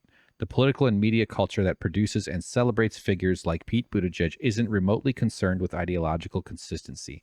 Its devotees are not looking for champions of a particular program, legislative agenda, or belief system, but rather mascots who bear the right credentials and cultural signifiers. What really lies inside the cathedral mind of America's Secretary of Transportation as mere mortals. Oh, sorry. I started that poorly. What really lies inside the cathedral mind of America's Secretary of Transportation? As mere mortals, it's not for us to know. He comes off like a Mensa black card holder who reads Nausgard or might cite a random day of the week from 1404. And evidently, that's all that really matters. The comes off, in quotes, is the important bit. As long as the perception is there, he's just going to be another corrupt politician tricking people into thinking he has their best interests when he doesn't. He never will, never will, never can't and never will. So just has above average communication skills, and he's dangerous because of that, which is why the Pelosi's and the wine cave freaks of the world like him. So, all right. Whoa. My promise to keep these podcasts under an hour is not going well. Working out. I hope this was somewhat educational. It's probably a bit long at stretches, obviously. I don't think I'm super entertaining enough to keep someone's for 3 hours. But if you did make it this far, thank you. I appreciate it. If you're on YouTube, please like and subscribe. If you're on the other one, the apps, leave a review or 5-star me or something. That's helpful. The best thing is Patreon, though. I've seen a little bit of movement there, but I obviously got a very long way to go. So please support if you can. Also, just use it as a way to just keep up with what I'm doing. If you just need a bookmark it or something, that would be cool. Hopefully, there's more to come. I mean, there's definitely more to come as far as this, but like I'm trying to settle into rhythms here, and I'm still trying to find my footing and be able to produce some things that are more formal videos and backgrounds, or not backgrounds, so a documentary shit maybe. So kind of a bigger overall project here, but I'm getting through the weeks fairly well, trying to feel healthy, trying to manage my energy. The blue light's kind of driving me crazy. It's very bright. And I will let you go. Thank you for watching. Check out SuckProfessor for that gaming thingy if you want to hear that. It's all on Patreon. And I appreciate that you're there. Hope you're doing well. Take care. Bye-bye. See you later. Both hands are waving. Bye-bye. Take care.